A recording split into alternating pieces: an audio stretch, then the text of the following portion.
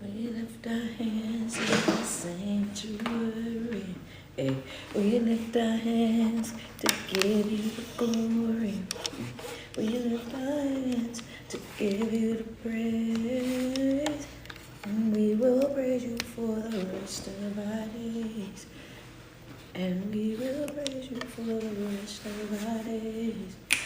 Jesus, we give you the praise.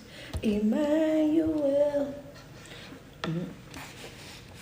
That's my jam. How y'all doing this morning? Come on in this room, man. Come on up in here. Come on up in here and come skinning and grinning too. Come on up in here with a smile up on your face. What's going on, Charlotte? How you doing over there? Mickey Shorter, good morning to you. How y'all doing? Anne Marie, thank you so much. I see the flowers. I appreciate you. Appreciate that love you got coming over there. How y'all doing this morning? Go ahead and double tap on my screen. Go ahead and double tap on my screen as you are coming into the room. Good morning, Grand Rising, Rich Rising, Happy New Day to each and every one of you guys. Hoping and praying that you guys are in y'all best mood. Hoping and praying you guys are in y'all best mood on today. Double tap on that screen. How you doing this morning, man? Y'all know we've been talking all week, right? We've been in that Christ conscious. We've been talking about Christ conscious. We did that 3 weeks, and now what we're in is the stages of transformation. The stages of transformation has been what we've been talking about for the past 2 days, past 3 days, because today's Wednesday. Wednesday's the third day. So now for the past 3 days, we're talking about the stages of transformation. One of the things that we talked about exposure last week, right? And we also talked about, wait a minute, instead of me telling y'all, what are the two stages of transformation that we talked about last week? 2 stages of transformation that we spoke about last week. We're going to start out with a little pop quiz real quick. Want to make sure everybody got their notes. 2 stages of transformation that we spoke about on last week. Good job, Gigi. I see it over there. 2 stages of transformation that we spoke about last week. The 2 stages of transformation that we spoke about last week. All right.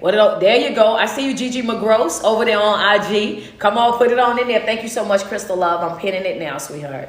Thank you. Let's get that in there. Double tap on that screen for me. What were those 2 stages? That's right, Kira. That's right, Denise. There you go right there. Yes, we talked about exposure in isolation.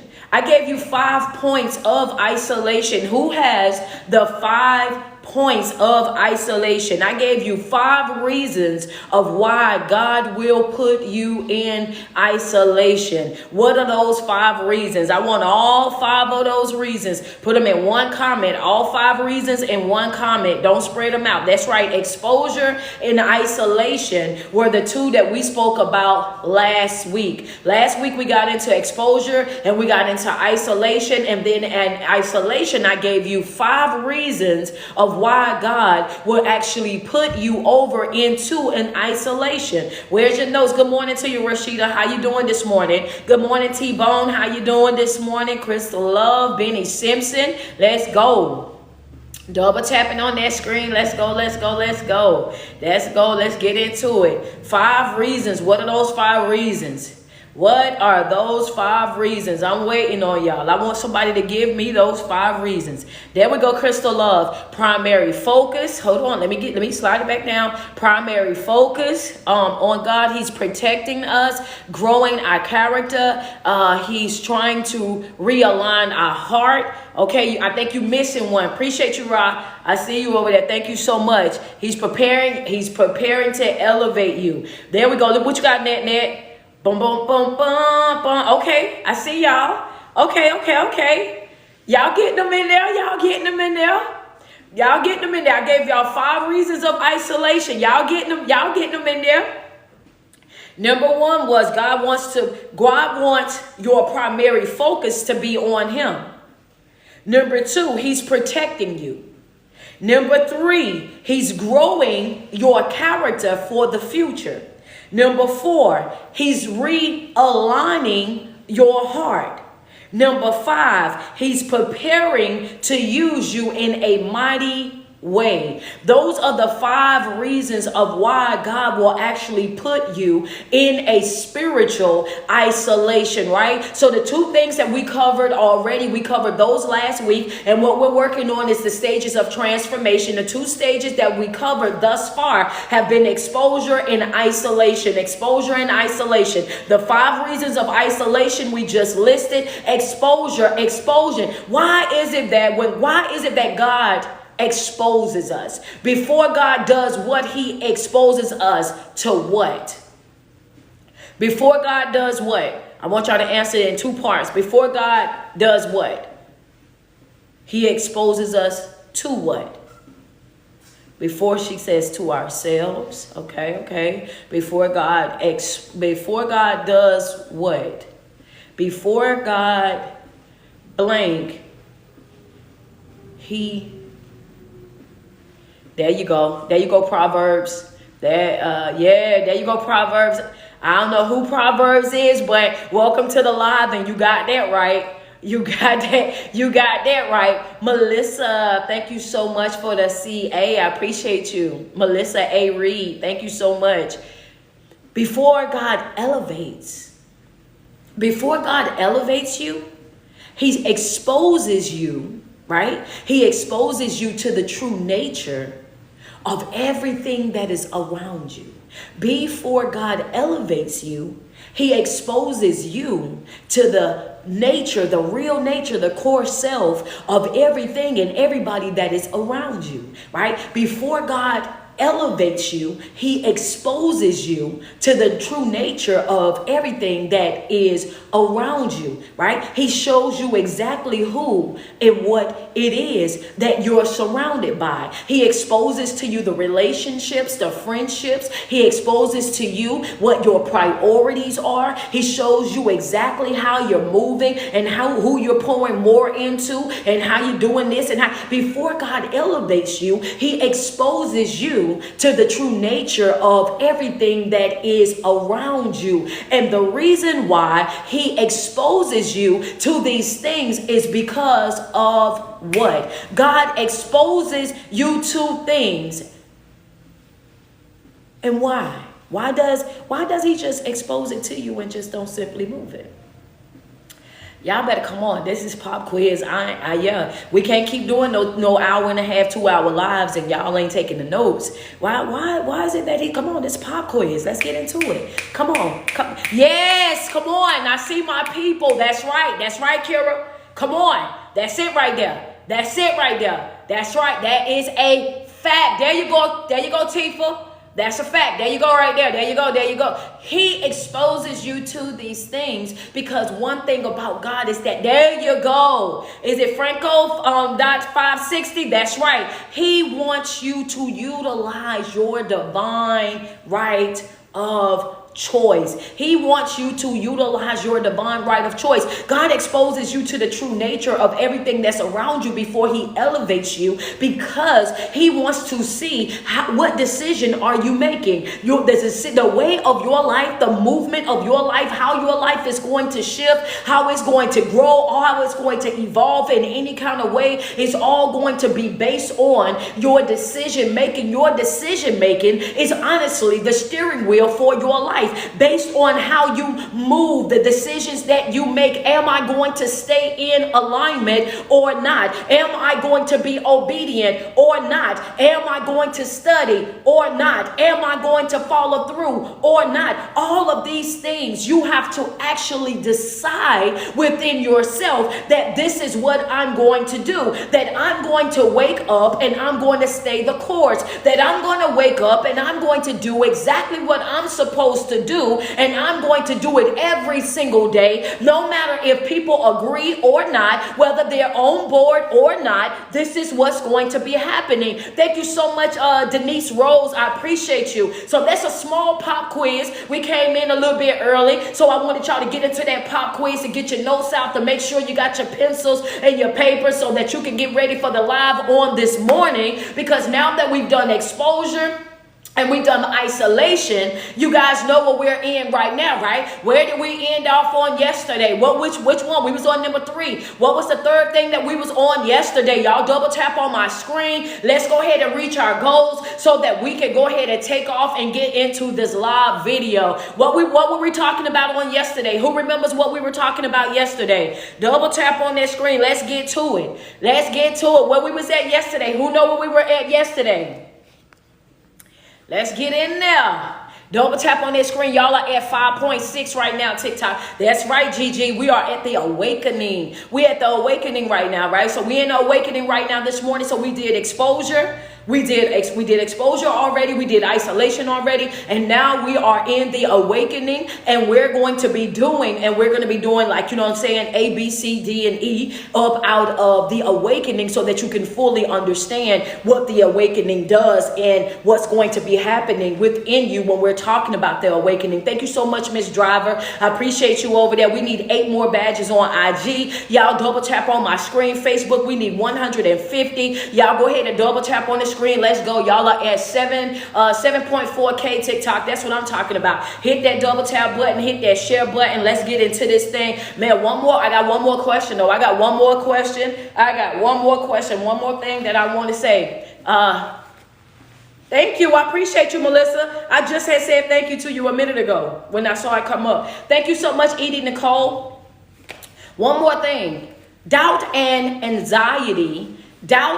anxieties are a product of what? Doubt and anxiety is a product of what? I gave you guys, we've been through all these notes. Amanda Andrews, thank you so much, sweetheart. Where we at? Oh, come on, TikTok. Let's go. Yeah, come on, IG. I see y'all. Hey, y'all not playing no games. Y'all got y'all notes. I see y'all. That's right. They are a product of fear. They are a product of fear. And God did not give us what? He did not give us the spirit of what? What spirit is the spirit that God did not give us? Okay, I see y'all.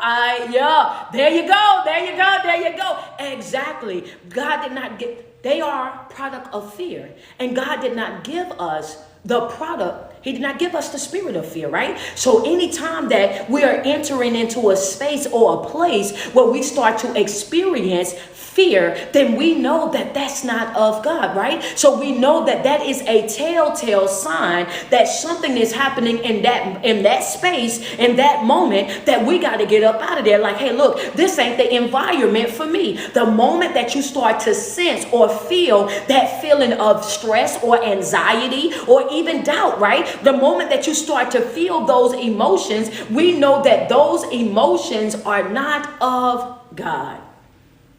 Thank you, Krista. I appreciate that, CA, babe.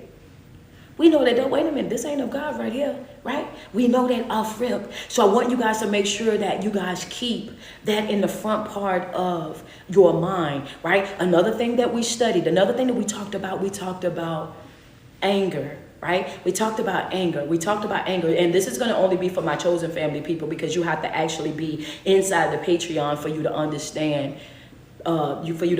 this question. My Patreon subscribers, all of my chosen family, they said it's dangerous when we enter that space of being angry because anger is the emotion that does what?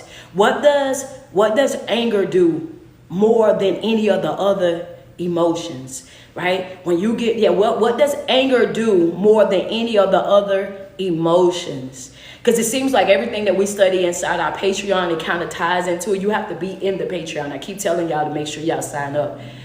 Yeah, come on, Anissa, come on. It does something. It does something. Yeah, come on, Kira, you on the right path. It's definitely an action. It's definitely an action. When I say this, y'all gonna be like, yes, because we talked about this in class. Yeah, danger. When we're operating with anger, remember when we was reading the book, it said it spreads rapidly. This is why, and remember, we talked about, it's that, we want to remove ourselves from situations, right? Situations that make us feel disrespected or uncomfortable. And we want to bow out gracefully because we now understand the power of anger. Remember that, Shantae? Remember we talked about that, Gigi? That's what I had you reading. And it says that anger is one of those emotions where it spreads rapidly, right? It spreads so fast. It spreads so fast that you're barely able to catch it. So when you operating with that spirit of anger, right, then you say things that you shouldn't say, right? You do things that you shouldn't do. You behave in a way and you say, oh, I did that because I was angry. I did that because I was mad. I did that because I got in my feelings. This is how that happens. But I'm bringing it up today because I want us to be mindful of our emotions. I want us to be mindful of what it is that we're feeling. I want us to be mindful, because if we are in fact mindful of what it is that we feel, right, then we become a person that is operating with more control. If you acknowledge what it is that you're feeling in the moment that you're feeling, then now you have the opportunity to make sure that the outcome is in your favor, right? You know that I need to go ahead and back away right now. I need to go ahead and let this go right now. I need to go ahead and cut ties with this right now, because if not, this is going to go to a level that I don't want it to go to. We're going to end up being disrespectful. We're going to end up doing things that I'm not trying to go down that path. I'm not trying to be in that situation. I'm not trying to deal with that right there. Understand me? And so it puts you in that position where you're able to see it and you're able to grab a hold of it before it gets out of hand. And I don't know why, but that thing was laid on me last night. It was like, remind them about the importance of having great self-control. I don't know why, but I was asleep. And all these questions and things was in my mind. Ask them these questions. Ask them these. Let's make sure, because making sure that you have great self-control, you have to understand how cunning, that the enemy is very cunning. He's very slick. He's very skillful with what it is that he do. And some people, when they see that you're serious about your growth and your development, that you're genuinely working on becoming a better version of yourself, when people see this, right? When people see this, there's going to be some folks in your life that are going to go outside of their way just to try to upset you, to see exactly what your response to them is going to be. There will be some folk that can't wait to come over there and poke the bear, to try to get at you, just to see what your response is going to be. Understand me? You will have some people that will go all outside of their way. I'm talking about taking scenic routes just to be able to get to you, just to frustrate you, just to aggravate you, just to annoy you, just to pull you out your peaceful state, just to upset your day, and then after they done with it, they will walk away as if nothing ever happened. You have to understand that the enemy waits on that aha moment, waits on that moment to say, I told you so. Wait on that moment to say, I knew you wasn't growing like that. I knew you ain't really have it like that. I knew all you was doing was faking. I knew all you was doing was putting up a front. I knew all of it was nothing but smoke and mirrors. I already knew that it wasn't real. I already knew. You got folks in your life that see that you're actively trying to grow, trying to evolve, trying to become a better version of yourself. And them folks are still sitting over there and they can't turn loose the person that you used to be. They can't cut ties with the past self. Understand me? And you have to know this, right? You have to know this. You have to be knowledgeable of this so that you can know when to disengage. That's going to be our word. That's our word right there, Rosemary. Double tap on my screen. Double tap on my screen. What you say? Disengage.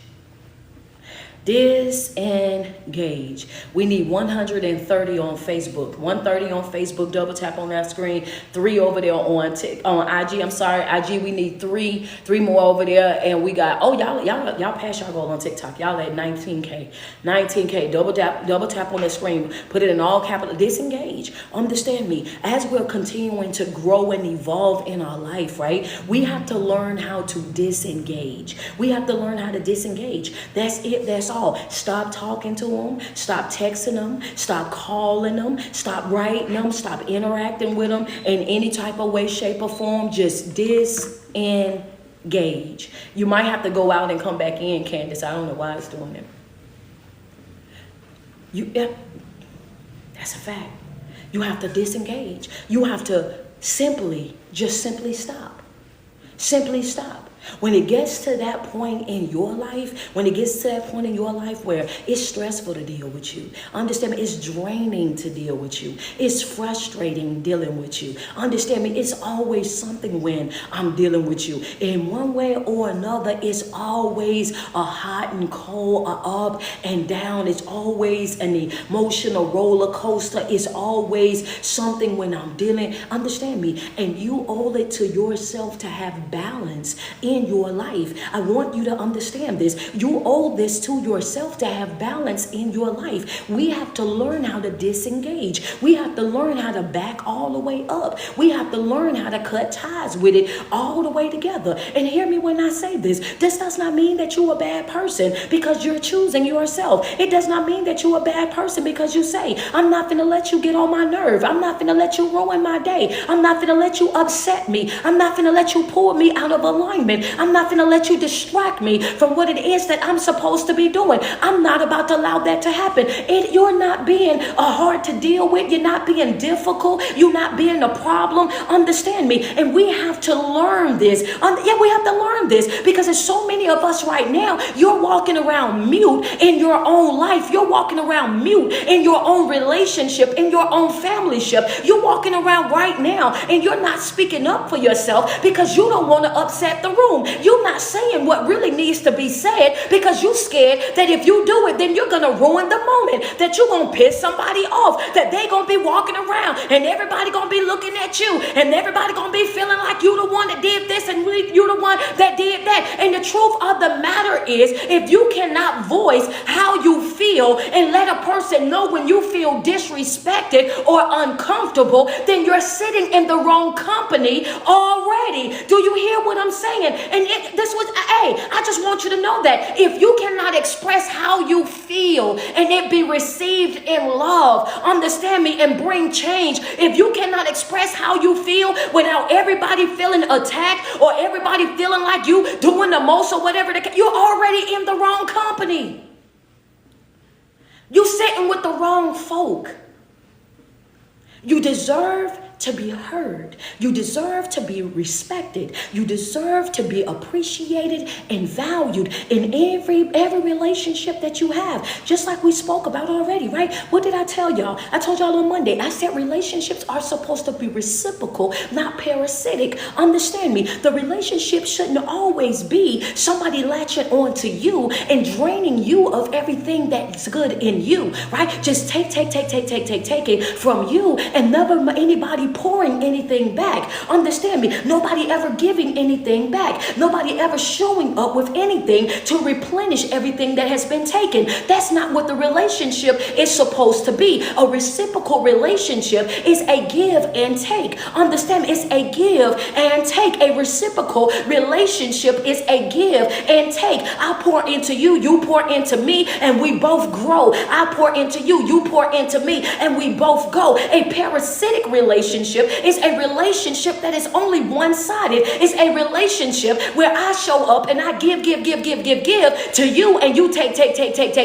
and you never show back up to give anything back this way. You cannot afford that anymore. Understand me. And this is what I've been trying to tell you guys for the longest time. This is why Coach say, if you cannot reciprocate, then you cannot participate in any portion of my life. I only deal in reciprocal relationships. This is the type of relationships that I show up in, and I give and you give and we grow.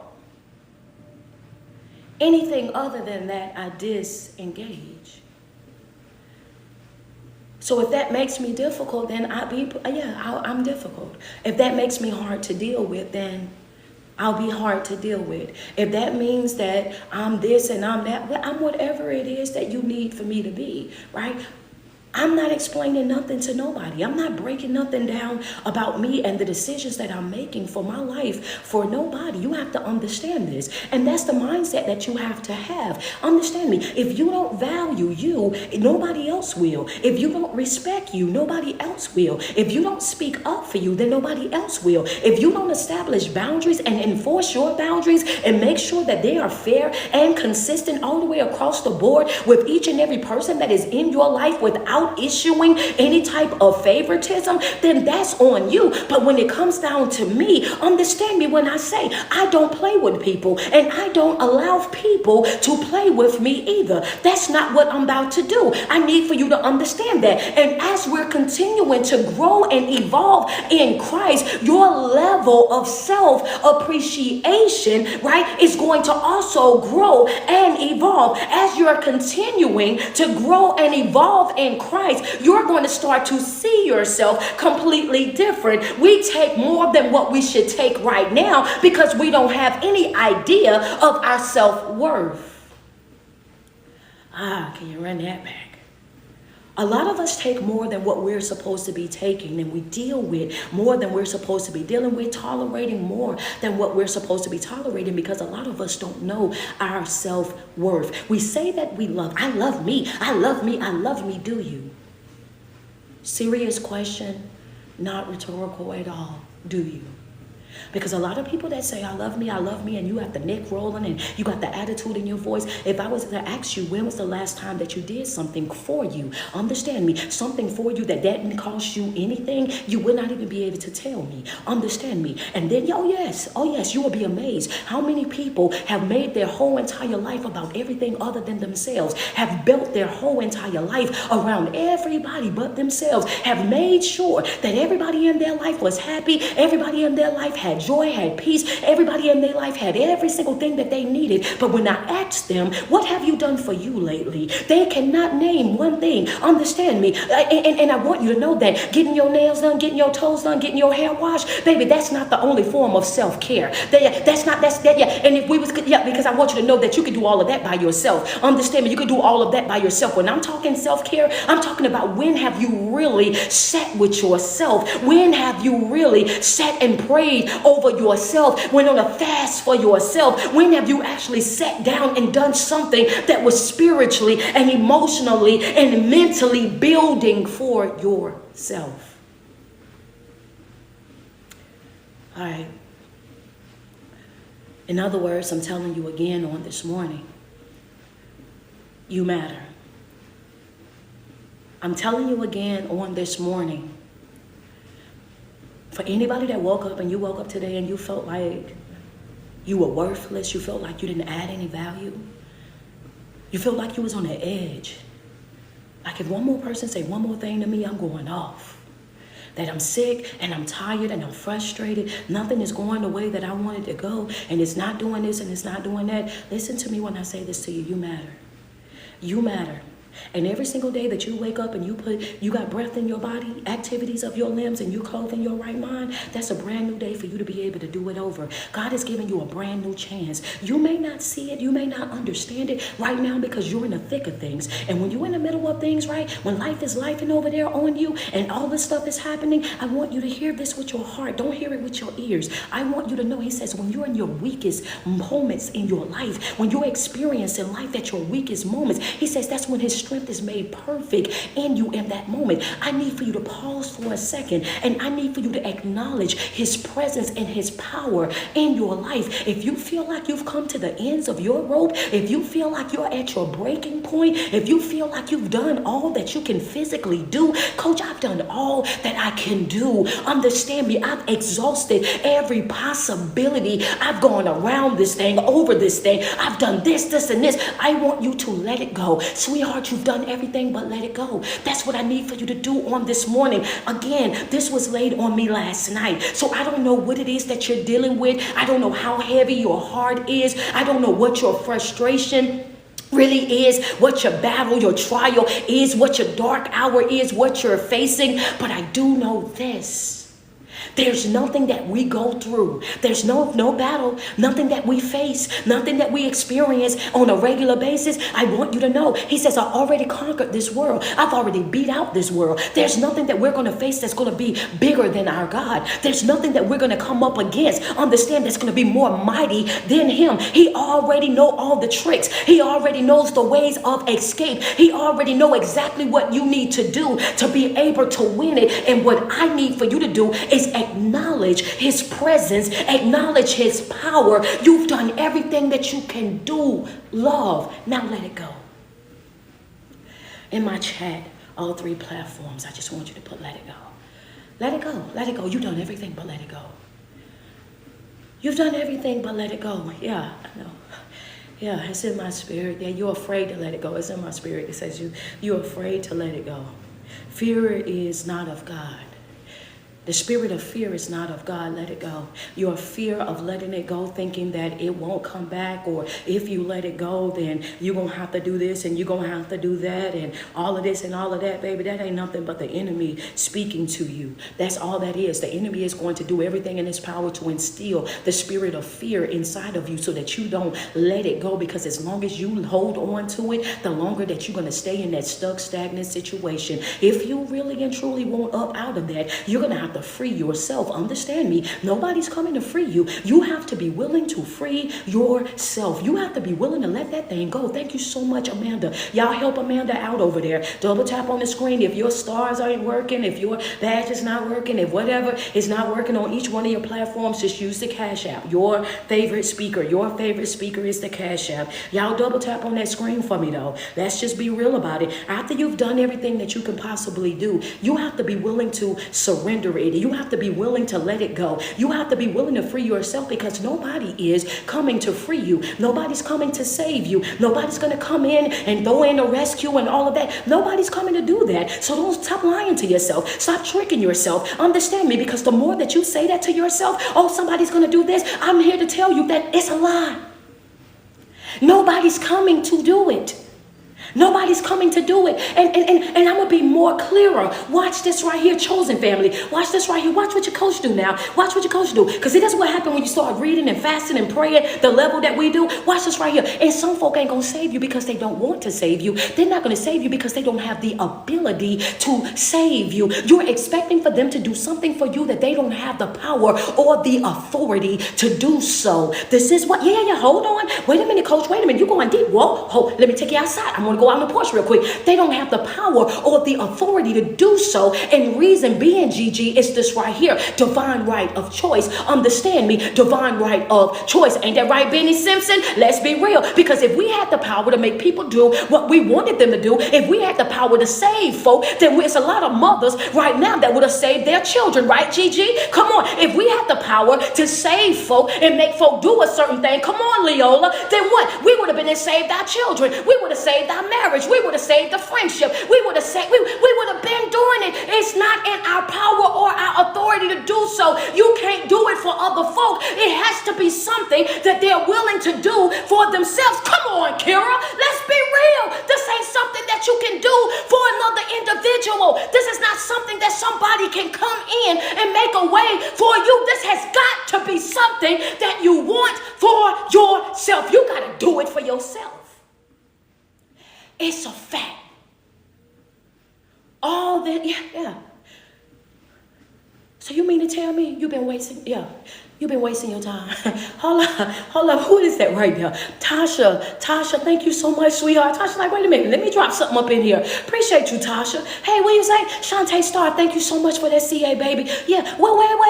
You have to run. We have to rewind that back. If it was something that you would be able to do for somebody, then that would have been something that we would have been doing all along, right, Anissa? That would have been something that we would have been doing all along. We all know. Thank you so much, Candace. We all know now what? That's not possible. That's not possible. So you mean to tell me I've wasted all these years? I've wasted all my time. I've wasted all my energy. I've been going back and forth with folk like this all this time, and it's a waste. It's a waste. It's a waste. It's a waste. And what I'm telling you right now today is to break that spirit of saving, fixing, and putting folk back together. I'm saying break that spirit up off of you. Free yourself from that spirit of having that false sense of responsibility towards folk. The only person that you are responsible for is yourself, whether they like it or not. Understand me, whether they understand that or not, whether they in agreement or not, whether they feel the same way or not.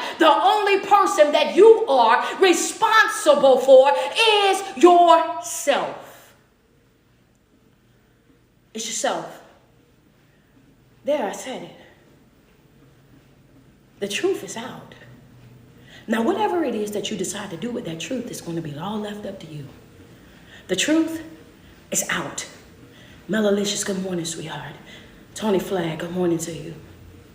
Now, what you're going to do with that truth is all going to be all left up to you. But one thing's for sure, two things for certain is I'm not going to sugarcoat it. I'm not going to water it down. I'm not going to dilute it. None of that. I want you to know. So if you're looking for a speaker that's going to come in here and dance around and stroke your ego and pacify you in any type of way, shape, or form, or just say what it is that you want to hear so you can feel better about what you got going on, take your index finger, press it on the screen, and push up. You're going to have to go find you another speaker because that's not going to happen over here. I don't play nice to get along with folk. Understand me, and I'm not going to tiptoe around the elephant in the room. The reason why you're still in the situation that you're in is not because of other people. It's because of you. Understand me? It's because of you. So as of this moment, I know you may have been sitting on the side of your bed and you might have been willing to ready to give up. You might have been scrolling and you feel like, man, I'm just sick and tired of this and sick and tired of that. You might be sitting in your bathroom on the toilet in the dark with the door closed and all of that, over there ready to have the biggest pity party of your life. You might be sitting out there in your car with the car not even crunk, just sitting there, hands going across the top of your head because you feel like you're so stressed with the K that you can't even think straight. But all of a sudden you then strolled up on Instagram, Facebook, or TikTok, and now you got this lady over here walking on a treadmill in a do-rag and telling you that it's time for you to get serious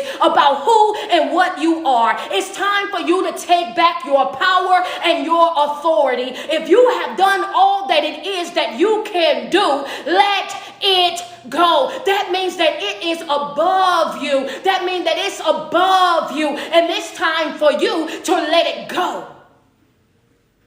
Because your pity party ain't going to fix it.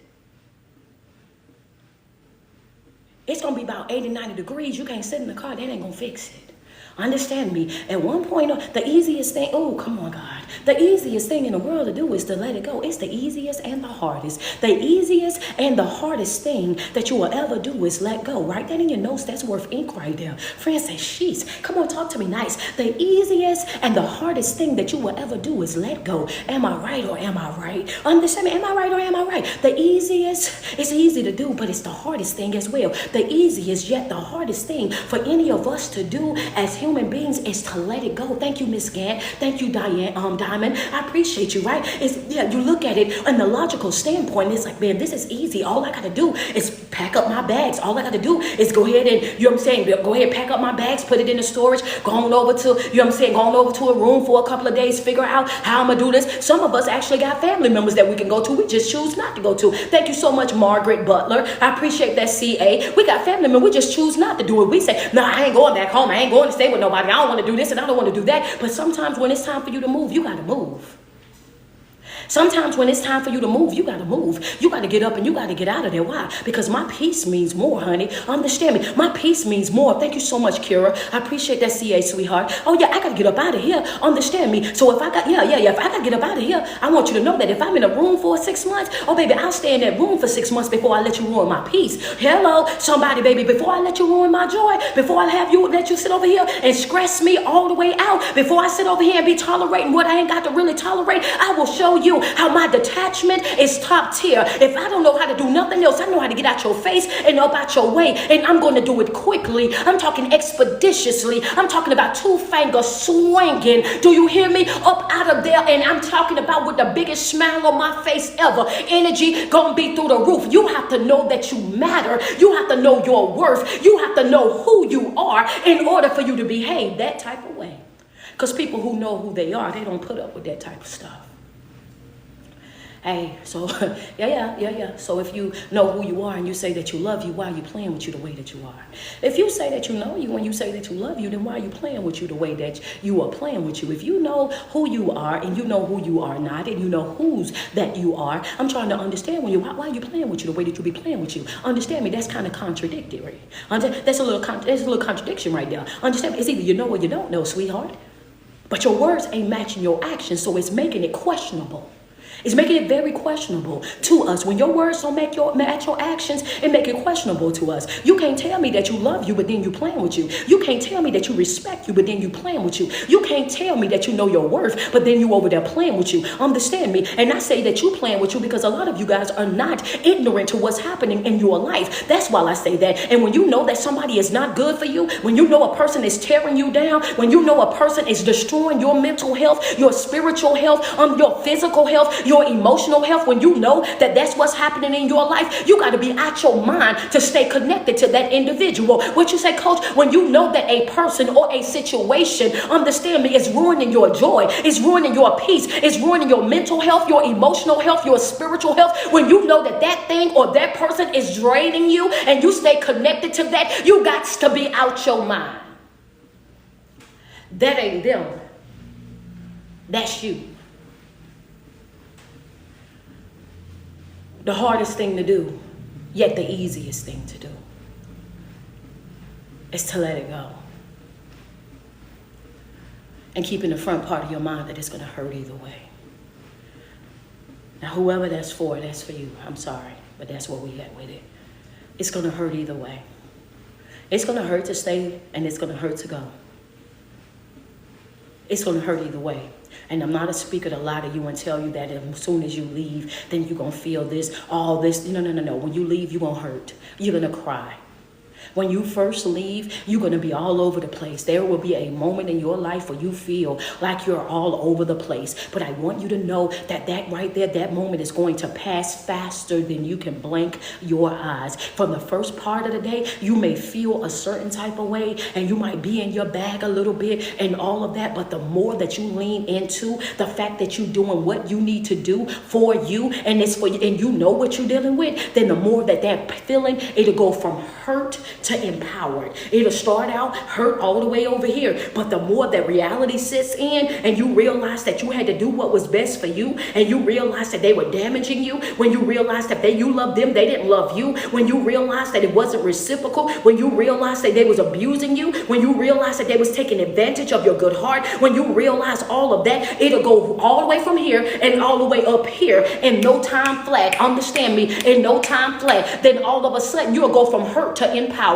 You'll go from hurt to empowered just like that. Yeah, I didn't want to leave, but I had to, baby. I had to do it for me. I couldn't stay in that situation and continue to damage me. I couldn't stay in that situation and continue to be unhappy. I couldn't stay in that situation and continue to drag myself, to drain myself, to have myself over there stressed out, not eating, not sleeping, sliding down walls over there, can barely function at work, barely function at home, couldn't really deal with my children or nothing like that. I had to let that game go. What I say, take it out before it take you out, baby. Hello, somebody. And this is what happens in that situation. But when you are over there, the enemy works overtime to keep you distracted with the hurt. He don't want you, because you have to understand, you see how fast that empowerment grew? He wants to keep you focused on the hurt, because as long as he got you focused on the hurt, then he got you up under him. Understand me? As long as you're focused on the hurt, then you down here. And this is why I tell y'all what, chosen family, I said leaving is what? It's not emotional, it's what? You ain't in my Patreon, you ain't gonna know this. Watch this. I told y'all to sign up. Sign up. Leaving is not emotional, it's what? Look at Tasha. Look at Tifa.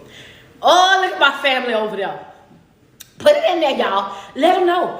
Hey, there you go, Melalicious. We don't play. We do not play. Baby, leaving is not emotional. It's logical. Emotionally, I can still love you, but I'll still leave you when I see that you are not good for me. Baby, yeah, understand me. Baby, leaving is not emotional. This is logical. When I look at the fact that this relationship is not reciprocal, when I look at the fact that I love you but you don't love me, when I see who you are, what you are, how you do relationship, how you do familyship and all of that, oh baby, all of that is logical. I see that. I'm experiencing that with you. And even though I love you with my emotions, I can see when somebody is ruining me. I can see when somebody is wasting my time. I can see when somebody is walking me like the biggest DOG. Oh, baby, no, leaving is not emotional. It is logical. Understand me? So when I see how you move, I see how you do, then yeah, two fingers. It's time to go. The awakening. The awakening. Let's get into this. Let me get my notes together over here.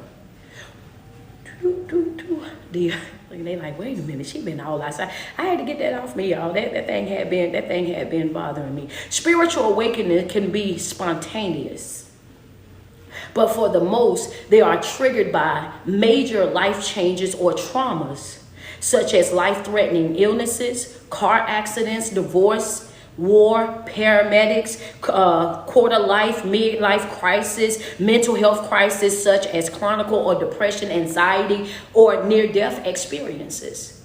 We all experience a spiritual awakening for all different types of reasons. Some of them can be as simple as you just woke up and you woke up feeling different. You woke up and you sat up in your bed, and then all of a sudden you said, I should be further than where I'm at right now. I should be doing way more than what it is that I'm doing right now. And all of a sudden, as you're sitting there, nobody's bothering you, nobody's saying anything to you, but you're looking at your life and you're seeing that I'm still doing the same thing this year that I was doing 4 years ago.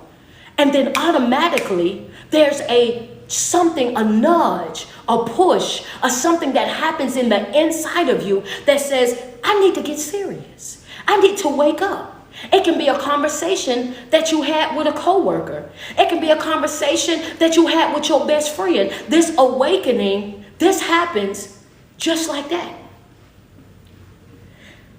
A was you start to feel disconnected. I'm running through what we talked about yesterday. A was you start to feel disconnected. You start to feel out of place.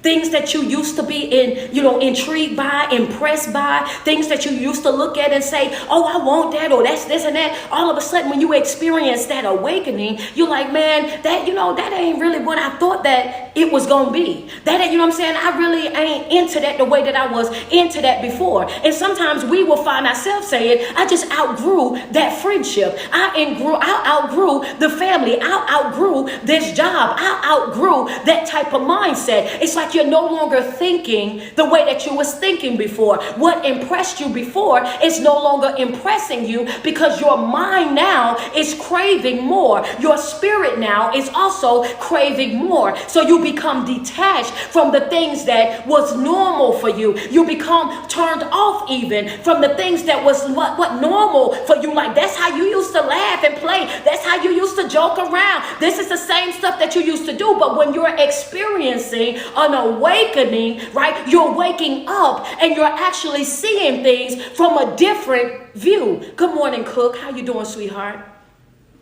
So with number one, it says, at first the spiritual, this is you feel detached, disconnect, or detach.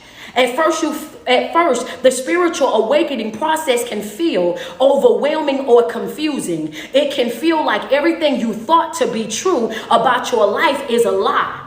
Right? So all of a sudden you will start to think, so you mean to tell me that I thought I had it all? And I want you to understand, don't be stuck in that confused state.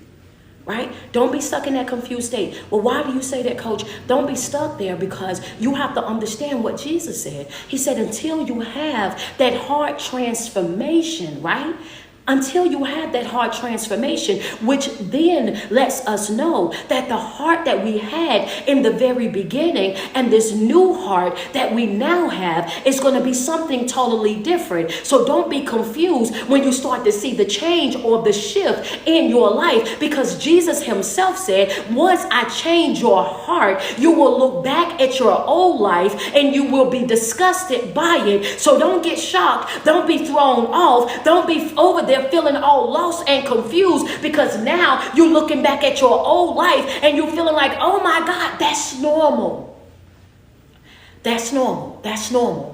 A lot of times we go through this awakening, and in stage one, friends say, wow, thank you. You're more than welcome, sweetheart. This is why we go over the notes, because sometimes we leave out stuff and I like to come back and throw those notes in there. Sometimes we go through a spiritual awakening and we become so afraid when we start to see how much we're changing that we'll run back to the familiar, because we are so afraid of what we don't know and don't understand, because we never felt this way before. So we allow that feeling of being confused about the new change, the new craving, the new thing that we want. And we're like, I don't know what's going on in my life. I feel like I'm in a midlife crisis and I don't know this and I don't know that. No, that's just God elevating you. That's just God changing you. That's his way of tugging and showing you. And he wants you to experience more. He wants to do what? He wants to expand your spiritual palate. I want you to put that in the chat real quick. Y'all didn't know I knew that. Yeah, he want to do what, Coach? He want to expand your spiritual palate. The taste that you had before is not going to be the taste that you have right now.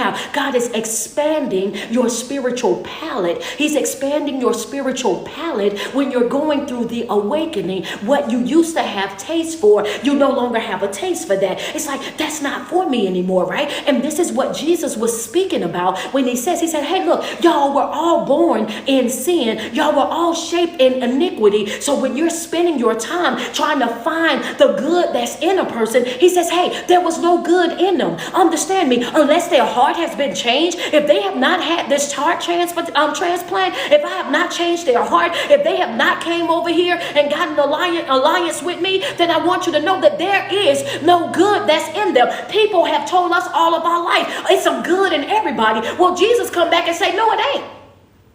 They was born in sin. They were shaped in iniquity. And until they have this heart transformation, then that's who they are. And they are that way until that happens. And then when that happens, they will look back at their life, the life that they used to live, and will be disgusted by it. But until then, they were born in sin and shaped in iniquity.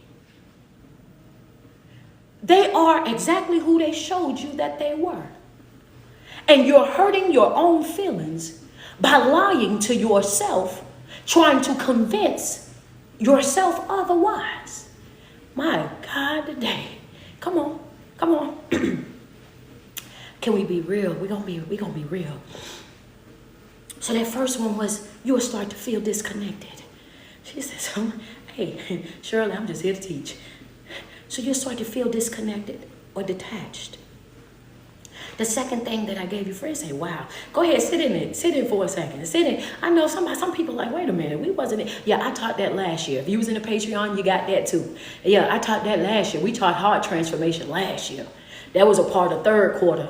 Third quarter teaching was heart transformation, and it was powerful. We talked about the components of the heart, the difference between the heart and the mind, the canals that connected them, and everything else. Oh yeah, we broke it all the way down. That was last year, third quarter messages right there. Double tap on the screen. Where you at? They like, wait a minute. What? Oh yeah, it's in the word right there. It's word to back that right there. That's exactly what Jesus said. I gave it to you verbatim. That's exactly what he said.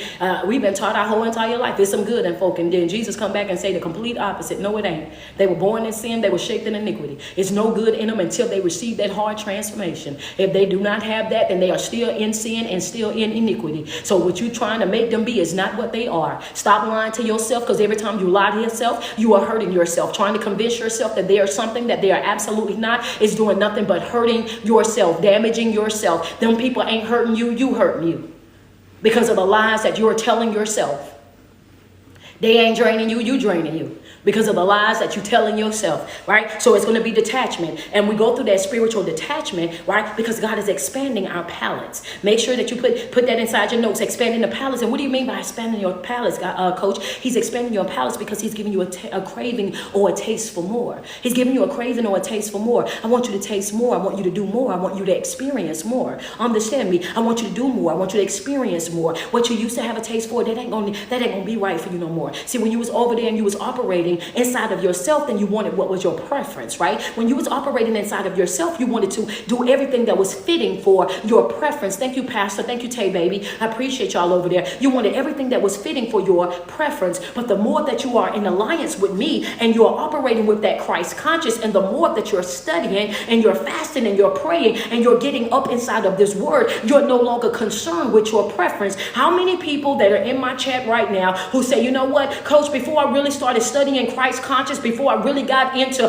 prayer like this and really got into, you know what I'm saying, the Patreon, and started really working on myself and got serious about who and what I am and what I wanted out of my life, I'm going to be real with you. I based every single thing that I did around my preference. I look for my job preference, my relationship preference, my friendship preference. Thank you, cuz. Understand that everything that I did was about my preference. Put your hands in the chat real quick. Put your hands in the chat. I did everything and it was all about my preference. If it wasn't my preference, it wasn't it. If they was introducing me to somebody, I gave them the rundown of who it was that I want, how I wanted them to look, how I wanted them to dress, how I wanted them to smell, everything all the way down to the T. And if I found somebody that was close to my preference, I would fix the rest of it myself. I would dress them up. I would put the body cologne for them. I would make sure their hair was cut a certain type of way. I made them be what I needed them to be so that they could fit my preference.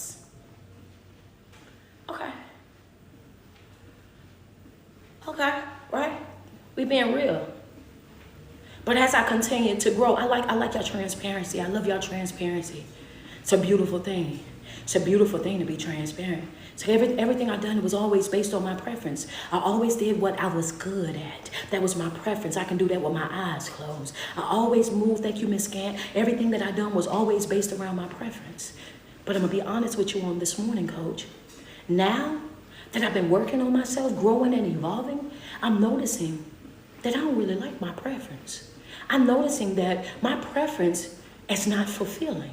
I'm noticing that even though I'm really good at it, I don't want to do it all the time. Understand me? I don't want to do it all the time. And the reason why I don't want to do it all the time is because when I'm operating in my preference, it's draining. I walk away from it and I feel tired. I feel sleepy. I don't want to do nothing else after I've done it. Understand me? That's the reason why I don't want to do it. I do it because I'm good at it, but it's not something that I want to do because it's not fulfilling. It's not satisfying. It doesn't create that overflow for me. Are y'all gonna be real? Are y'all gonna be real? Because see, that's what your preference do. When we're operating with preference, we're operating out of ourselves. Understand, out of the flesh, out of the carnal. This is what we were doing. And it's like now that I've been working on myself and my development, and I'm getting more in alliance with God, and man, him, we talking, and I'm fasting, I'm praying, I'm even meditating, Coach. I'm doing all of this. Now I want to do things that I'm searching for my purpose. My purpose. I want to do what God has created me to do. I want to do what God has called me to do, what he's anointed me to do. That's what I want to do, because every time I get up and I do that, it's like I feel this feeling of overflow. It's like I can do it, and I can do it all day, Coach. Like I'm saying, people be looking at me crazy. They be like, you still praying? They be like, wait a minute, you still praying? You over there, you still studying? Wait a minute, you back in another group? You mean to tell me you still doing this? And it's like, I find joy in that. I find peace in that. I find energy in that. I can go in there, and the moment I come out of prayer, it's like I'm back and I can conquer the world. It's like the moment that I close that book, I got energy that's coming from everywhere. It's like, my energy be so strong that people can see me and they just see the love and the peace and everything all over me. I find strangers now and they ready to tell me all of their business because the energy and the aura that's around me screams safe. That's when you know you really been with them. That's when you know friends say yes. That's when you know you really been with them. When strangers, people that you don't even know, they be ready to tell you all their business. They be ready to empty out all their childhood trauma, their brokenness, their fears and everything about themselves. They don't even know you, but they ready to pour it all on you because they feel the sense of safe that's all around you. They feel that energy all over you. It's just something about you that make me want to tell you all of my business. Thank you so much. You feel me, right? You be sitting in Walmart and all you trying to do is check out, and here they got a 30-minute conversation and they still talking to you. You can't even walk out the door because they still telling you all their business because they've been waiting on somebody. They've been waiting on somebody to be able to talk to. They've been waiting on somebody that they could feel that from, so they can just vent, so that they can just get it off of them. You know what I'm saying? It'd be one of those moments. And then you, as a person who is normally in a hurry, a person that is normally not talking to folk, all of a sudden you develop these patients out of nowhere. Come on, Candace, let's be real. You come over there, you have these patients that come out of nowhere, and you just let them empty it all. You just let them talk, and at the end of it, you give them this big old hug, and they feel the energy and the love that's coming up off of you, and you walk away, and you just, you know what I'm saying? Somebody, well, what you was in there doing, man? I just ran into somebody that just needed to vent. They just needed to talk for a moment. They just needed to get it off. But the feeling it gave you for being that somebody that they needed, it replenished your whole entire soul. It replenished everything that was in you. We're talking about kingdom work. We're talking about purpose work. Some purpose work is just you simply listening. Thank you, Candace. I appreciate you, sweetheart. What'd you say, Coach? Did y'all know that? That's a skill. That's a skill. Some purpose work is not you saying anything. It's not you saying anything. Some purpose work is you just being a listening ear. Just listening without judgment. Listening without interrupting. Listening without trying to instill your thoughts or anything. Just simply listening. You will be amazed. It's a superpower that a lot of people don't have. Because everybody's in a rush. Gotta move, gotta go do, and ain't got time for that. And yeah. So when you find somebody in your life that just simply listen. Never say anything, just listen. But their eyes and their energy and everything around them, it's just safe. And when you walk away like, oh man, thank you for listening. Thank you for being that listening ear. Thank you for giving me your time. And you just helped somebody. That's the difference in between operating in purpose and operating in preference. It's the impact. Right? The second thing that we got on yesterday was you reevaluate your beliefs. The second stage of the awakening is you reevaluating your beliefs. When you go through a stage of awakening, you start to crave more. And a part of you craving more, it does what? It challenges everything that you thought that you knew. When you're going through an awakening, things that you learned in children's church, things that you learned along the journey of dealing with people, all of a sudden, you start to look at those things and say, hey, look, am I doing this because this is beneficial to me, my growth, and my development? Or am I doing this because this is trained behavior? What you say, Coach? Trained behavior. When you're going through a stage of the awakening, number 2 or B, it will be listed as B. It says you start to reevaluate your beliefs. You start to challenge the things that you believed before. You start to look at those things and say, hey, am I doing this because this is something that I wanted to do, or is this trained behavior? Put it inside the chat, trained behavior, or is this trained behavior? Understand me, some things that we do even as adults in our 30s and 40s and 50s, these. We don't do these things because these are things that we want to do. We do these things because these are things that we were trained to do. We believe what we believe because that's what we were trained to believe. We behave the way that we behave because that's how we were trained to behave, right? That was the environments that we were in. That was the family that we were in. That was the schools that we were in. That was the churches that we were in. So we were surrounded by these things. So as children, we start to mirror the environments that we were in. We start to mirror the behaviors of the people that we were around. Understand me? That's why you can have a 3-year-old baby that goes to church on a regular basis. Him and his mama, they go to church on a regular basis, right?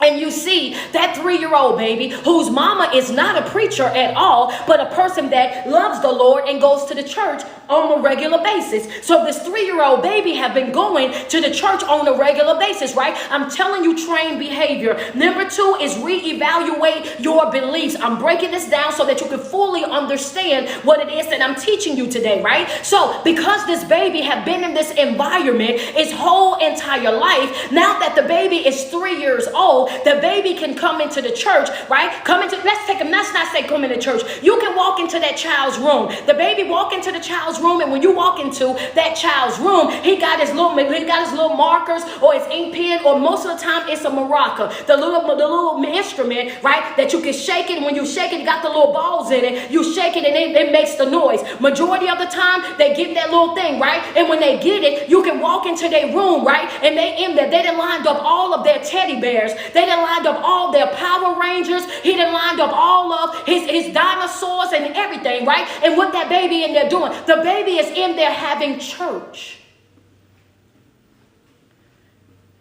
The baby is in there, and the baby is having church. The baby is yelling and screaming and making the sounds of the preacher because the baby has been in the church his whole entire life. This is what his mama do. His mama take him to church. So he's been front row of the church. So when you go in there and you hear him groaning and doing all of this, and he's saying things, he's saying what he's heard. You didn't even know he was paying attention because you thought he was playing with his dinosaurs. You thought he was playing with his coloring book. But even though he wasn't locked in, he still heard what was happening. He's mirroring the behavior of whatever was around him. We as an adult, even at our big ages, we have trained behavior. We have things that we've been learned, we've been taught that we're mirroring right now, even today, right? We still do it because that's what we were trained to do. But as we're going through an awakening, we start to look at those things and we say, am I doing this because this is what I want to do? Or am I doing this because this is what I was trained to do? Then you go in there and the baby is dancing around. The baby is over there. Jesus, oh Lord, hallelujah. You know what I'm saying? The baby in there getting off, right? That's because that's where the mother had him at. So that's all that he knows. Don't tell nobody. Y'all don't tell Josh I told his business.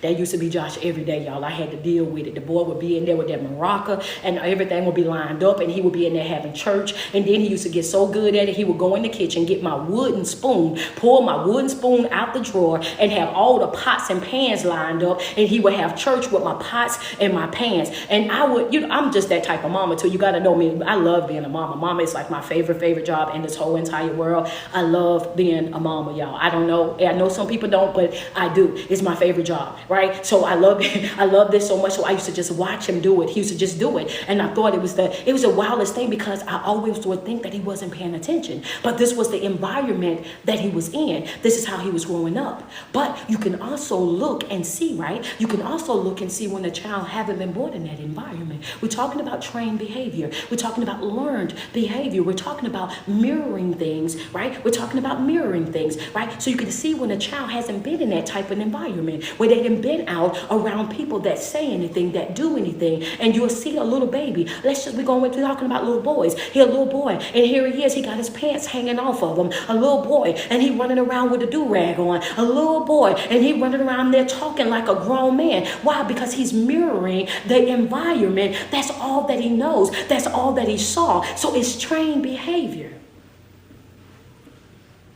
It's trained behavior. All of us experience it. And the reason why I'm explaining it to you is because, again, you're not going to have one thing without having the other. You're going to have good and you're going to have bad. Based on the mindset of these little boys. Even though they both came from two different sides of the track.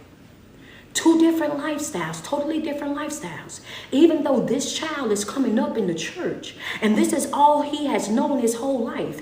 This one is coming up in the streets, in the trenches, right? And have experienced things that no child should experience. They both are still blessed with a divine right of choice. You and I still have a divine right of choice. What is that divine right of choice? When we develop a conscience, when we become knowledgeable, when we start to grow in life, we get to decide if we're going to continue this path of righteousness that we've been taught since a child, or we're going to continue on this path of destruction that we've been exposed to as a child. But there's a divine right of choice. You get to make a decision as to which way you're going to go in your life. This is why I said that your divine right of choice, your decision making, it determines the direction of your life. You have a divine right of choice, right? This same child, one child here, one child here. This is Adam and this is Eve. And we're back in the garden all over again, just like we were on Monday. We're back in the garden. You know what to do and what not to do, because now now you're old enough to know better. What you bite and what you don't bite is going to be all left up to you. What you follow and what you don't follow is going to be all left up to you. You get to decide whether you're going to live in heaven or hell. Just because he was born and this is what he was taught his whole life doesn't mean that he won't get to a place in his life where he decide that he'll rather go over this way. That Christian life that he was exposed to, that's lame. Ain't nobody doing all that. I'm about to get out of there. There's no guarantees. Understand me, this young man that was brought up in all the drama and all the chaos and experienced things he should have never experienced. There's no guarantee that he gonna stay right there. He may grow up and say, you know what, I've experienced enough hell as a child. I wanna experience some goodness. I wanna experience some peace. And he go a whole nother direction. This is how we know that right there is a telltale sign for anybody that was questioning, right? You don't have to become a product of your environment. You don't have to live in the ways of your family, of the ways of your community. You don't have to be what everybody in your family has been. You don't have to continue that same cycle. That right there is telltale already by itself. So if you was looking for an example or a way to say, well, I don't know that because that ain't never happened, I want you to understand we've all seen that in real life and in real time right there. In real life, I don't care what religion they was in, what it was that they practiced, if they was atheists or whatever the case is. As a child, that's what you dibbled and dabbled in. That's what you was committed to because you didn't have no other choice. But as you became a young adult and you develop your own mindset, now you're able to determine what works for you. As much as I love you, mama, as much as I love you, daddy, as much as I love the family, as much as I want to do this and that, that just does not work for me. Understand me. I want something more fulfilling. I want something that is refreshing. And you owe that to you to do what is best for you. You owe that to you to make sure that the decisions that you make in your life, they are what's best for you. You don't have to get it. You don't have to understand it. You don't even have to support it. But that ain't gonna stop me from doing it. Come on, yeah. That's when you really know that you're serious about something. You don't have to, folk don't have to get it. Folk don't have to support it. Understand me, that not at all. But that ain't going to stop me from doing it. I'm going to still do what it is that I'm going to do. Regardless of the fact, that's when you know you're really committed. That's when you know you're really locked in. That's when you know for a fact that, hey, look, this ain't even about me being a people pleaser, a family pleaser, a mother or daddy pleaser. Not at all. I'm willing to go against the grain. I want you to know that. I'm willing to go against the grain. Y'all going to be mad at me because I'm breaking the mold. I'm breaking the chains. I'm going to expose to everybody, every niece and nephew that's around me, every child that's in our community, that you have a divine right of choice. If that is not working for you, if that's not going to make you a better person, if that's not going to help you live a life that is full and fulfilling for yourself, then don't do it. Don't do nothing that you don't want to do in your life. If that's not good for you, I don't care how good it is for another individual. That's good for them. That's not for you. Divine right of choice. As you grow and you develop, you decide to go your own way. And B, or number 2, in the awakening, as you continue to grow and evolve in Christ, you start to challenge things that you've been taught.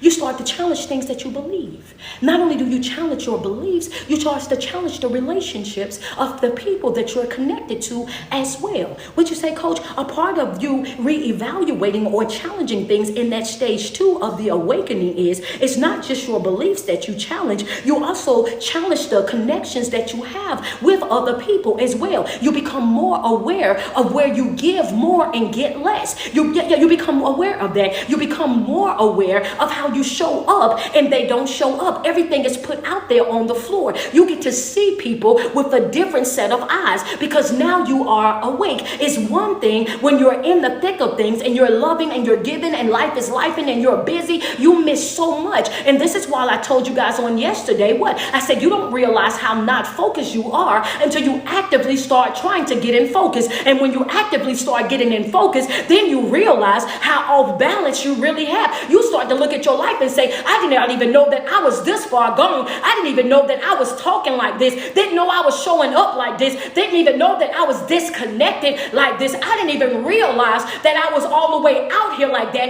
And you don't realize that until you get so far out there, then you have to stop or you have to pause. And you're like, oh my God, when did this happen?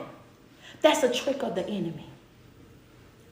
To have you so distracted that you lose your way without even knowing that you lost your way. That's a trick of the enemy. To have you so distracted that you lose your way and you don't even lose your way. You didn't even notice that you had lost your way. The example that I gave y'all was the small circles. Remember I told y'all yesterday, I said be small things. This going to take 5 minutes. That's going to take 5 minutes. So they ask you to do one small thing, you do that small thing, but then it's another small thing that was attached to that. So that 5-minute thing that you was going to go over there and do, and now it took up a whole hour. And now a whole hour then came, right? And now you don't have time to do what you were supposed to be doing. Now you're running behind for everything else that you were supposed to be doing because you allowed somebody else to come in and distract you with something that they wanted you to do. Oh yeah. The next thing was you start to dream. C was dream. Vivid dreams. You start to have dreams out of nowhere. And it's not just dreams when you lay in the bed at night, but it's also daydreams that you have as well. You start daydreaming about things and you're like, oh man, right? You would have a dream and the dream be so real for you, right? Come on, I want you to understand we're talking about the stages of the awakening. We're in the awakening right now, right? You start to have dreams and those dreams be so real for you that you can feel and you can smell and you will experience these emotions right there in your dream. And when you wake up and those things actually happen, you don't have the response that you used to have. Understand me? She said, you are in my spirit and in my business. That's God's plan, baby. Listen, you will be over there experience. You will have a dream and you'll been and cried your eyes out in a dream. You might wake up mad. You may wake up sad. You might wake up feeling a certain type of way and it was a dream. But then days down the road, months down the road, then that thing that you just dreamed about, then all of a sudden it happens and the response that you thought you was going to have, you're not going to have that. And the reason why you don't have it is because you left everything that you was going to feel, you left it in a dream. I ain't even trying to scare you, but I'm just saying that's what be happening when you experience awakening. When you start to get in alignment with Christ and you're operating with that Christ conscious and you and God, y'all are like this right here. He starts to show you things before they happen so that when they do happen, you don't lose yourself. Would you say, Coach, one more time for the folks in the very back in the balcony real quick. This is the reason why Coach teach you guys all the time that God always gives you what you need before you need it. The problem is we don't acknowledge that it's already there, right? We don't acknowledge that is already there, that is already happening because we're so busy with life. But God always gives you what you need before you need it. And what happens is when you start getting in alignment with Christ and you become in alliance with God, locked in with God, he will start to show you things in dreams and daydreams and casual thoughts. You could just be sitting there and you can sense it and you can feel it, so much so that when you have a dream, you will go through all of your feelings, your emotion, cut up and whatever else. You will do all of that inside of the dream. So when it actually happens in real life, the normal emotion that you would have, where you would wild out, where you would crash out, where you would go from zero to prison, you don't have that response because you left it all in the dream. I've done this more times than not.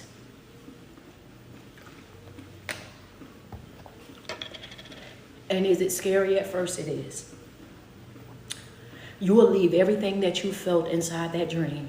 And when it happens in real life, people around you, friends say, oh, that's deep. People around you will look at you like you done lost your everlasting mind because they was expecting for you to go all the way off and you don't. They was expecting for you to blow a gasket and you don't. They were expecting for you not to show up at work, not to be able to function, not to know if you coming or going, and you over there smiling and grinning and living your best life. You ain't missing a beat. You doing everything like you would normally be doing, and they will be looking at you saying, what in the world? But they don't realize that God already showed you what it was going to be. He already showed you that anyway. And if it's not in a dream, it would be something of a feeling. You would know that something is wrong, something is off, and you will pick up on every small, I'm talking minute thing. You will be picking up on it, and you will be picking up on it, and subconsciously, you won't even be doing this on purpose. But subconsciously, my ladies are definitely going to get it when I say this. Subconsciously, because now your awareness is different and you see everything that's happening. You're picking up on the mannerisms, how this is happening, that's happening, and all of that. Some of us call it intuition. Some of us call it gut feeling, but you see it already. So what you will start doing subconsciously is taking care of yourself, setting yourself up for you to make sure that you already the good. You will have your stuff put to the side over here. You will already be distancing yourself. You will already be this, that, and the third. So when it actually happens, right, you're like, I already knew that was going to happen. I already prepared for it. And when you're dealing with a narcissist, when you're dealing with a toxic individual, they'll try to play on your spiritual intelligence. What'd you say? All right, that ain't part of the notes, but that's not part of the notes, but I just, yeah, that happens too. That happens too. It does. That happens when you're dealing with a narcissist. When you're dealing with a narcissist, when you're dealing with a manipulator, they will try to manipulate your spiritual intelligence. Have you had anybody try to manipulate your spiritual intelligence to try to make you think that you don't know what it is that you're talking about, or what it is that you feel, what it is that you dream, and you know that you're in alliance with God, and you know that God is showing you exactly what it is that you're dealing with, and they try to play on you and try to act like you nuts, try to act like you out your mind, try to act like you doing too much, and it ain't all of that. And you sit up there looking them directly in their face and saying, hey, look, even though I don't have, even though it's not tangible, even though I can't see it right now and I can't present it to you, please don't think that I still don't know. Don't think that I don't know because I can feel it. Don't think that I don't know because I've already dreamed it. So I'm telling you right now, understand me, when it do come into manifestation, when it do come into fruition, I want you to know that there's not going to be any arguing about it. It's not going to be no tussling about it. I'm going to simply bow out gracefully. So I'm telling you right now, once it hits me and it's right there, you're not going to get the response from me that you thought that you was going to get from me. You're not going to get the drama. You're not going to get the chaos from me. You're going to get a simple bow out gracefully. I'm going to simply disengage. I'm going to detach myself from you in such a way that you're going to say that it needs to be studied, that I need to be stretched out on somebody's couch, because ain't no way I loved you and left you the way that I did. Hello. So wait, wipe your face because you're doing too much. Hold on. wipe your face, because you carrying on like that ain't even nose. You just out here just, what? hey, okay, all right. Well, I'm just saying, like, it needs to be studied, because how you love me and left me like that? How you love? Wait a minute, hold on, yeah. I'm talking about how God sets up His people. He's not going to have you out here ignorant. He's not going to have you out here being played. Understand me? That's not how He operates. That's not how He operates. He's going to show you in vision. He's going to show you, understand me, when in dreams and whatnot. He's going to present it right there for you. Baby, I might not know all the facts right off. Understand me, and some of it may be somewhat a little bit distorted right now. But I'm telling you right now, if any of what I've already dreamed or I already feel, if any of that ever comes into fruition, you're not going to get the response from me that you thought that you were going to get from me. I am going to bow out gracefully. I am going to disengage in peace. Understand me. I'm telling you right now, you're going to think that I never loved you the way that your chest going to be hurting. Understand? Your chest is going to feel like it's caving in. You're going to real life think that I never cared about you. You real life going to think that I was never invested. That's how you're going to feel. The way that I'm going to walk smooth up out your life, up out your way, and allow you to go do your big one, your biggest one. Oh, you're not going to get the reaction from me that you thought that you was going to get. Because I already knew. This is how God operates. But when you're dealing with a toxic individual or manipulator, they like to spiritually manipulate you. And they'll say stuff like, oh, it ain't even that. It ain't even that. You out your mind. You just be mad about a dream and you this and you that. They'll try to play on your intelligence, your spiritual intelligence. They'll try to play with you. They'll try to twist and turn everything right there on you to make it seem as though you don't feel what you feel, or you don't have a reason to feel what it is that you feel. No. I don't play with people. And I don't let people play with me. I'm very honest about who and what I am. I'm very, very honest. I'm not somebody that you can play with. I'm not somebody that you can toy with in any type of way, shape, or form. One thing for sure, two things for certain is do not play with spiritually intelligent people. Don't do it. Because we know even if we don't say anything. Spiritually intelligent people know even if all of the proof is not laid out on the table, we know. And when we disconnect from you, we do it so peacefully, so quietly, so gently, that it's almost like torture to you. Our get back is not the same as other people. Our get back is we don't need get back. Our get back is we don't need a conversation. Our get back is we don't have to exchange negative energy. When you are a spiritual person, a person that is in alliance with God, when you step back and step away, God steps in right then and there. He is your vindicator. And what He does is 10 times greater than anything that we could have ever done. Why am I going to do what He does better than me? Why am I going to do that? Why am I going to do what He does better than me? The way He protects me, the way that He defends me, the way that He shows up for me, it's so much better than me. So much better. I'm just saying. Number 4, it's the deja vu. Stage 4 or D in the awakening is we start to experience that deja vu. We'll be thinking about somebody and then all of a sudden they show up. You'll be saying something and all of a sudden somebody come and say the same thing. And it's that level of confirmation that you get every day. And you're like, man, we was just having that conversation. Man, we was just talking about that. Man, this was just happening the other day. You mention somebody's name and then the next hour or the next day or the next week, you end up walking into them or they end up calling your phone or texting your phone. And now you're like, man, this feel like deja vu. I can't even believe that. It's because your spirit of awareness, your spirit is now growing and evolving, right? In the spiritual realm. This is in places that you don't see. Your spirit is letting you know and preparing you for the encounter, right? To let you know that that is happening. That person didn't cross your mind for nothing. Their name didn't come up absolutely for nothing. This is why I tell you, there's nothing that we do that is coincidence or happenstance, right? There's not a coincidence and it's not a happenstance. It's all spiritual. It's all alignment. Your spirit is just making you aware. Understand me. And this doesn't just happen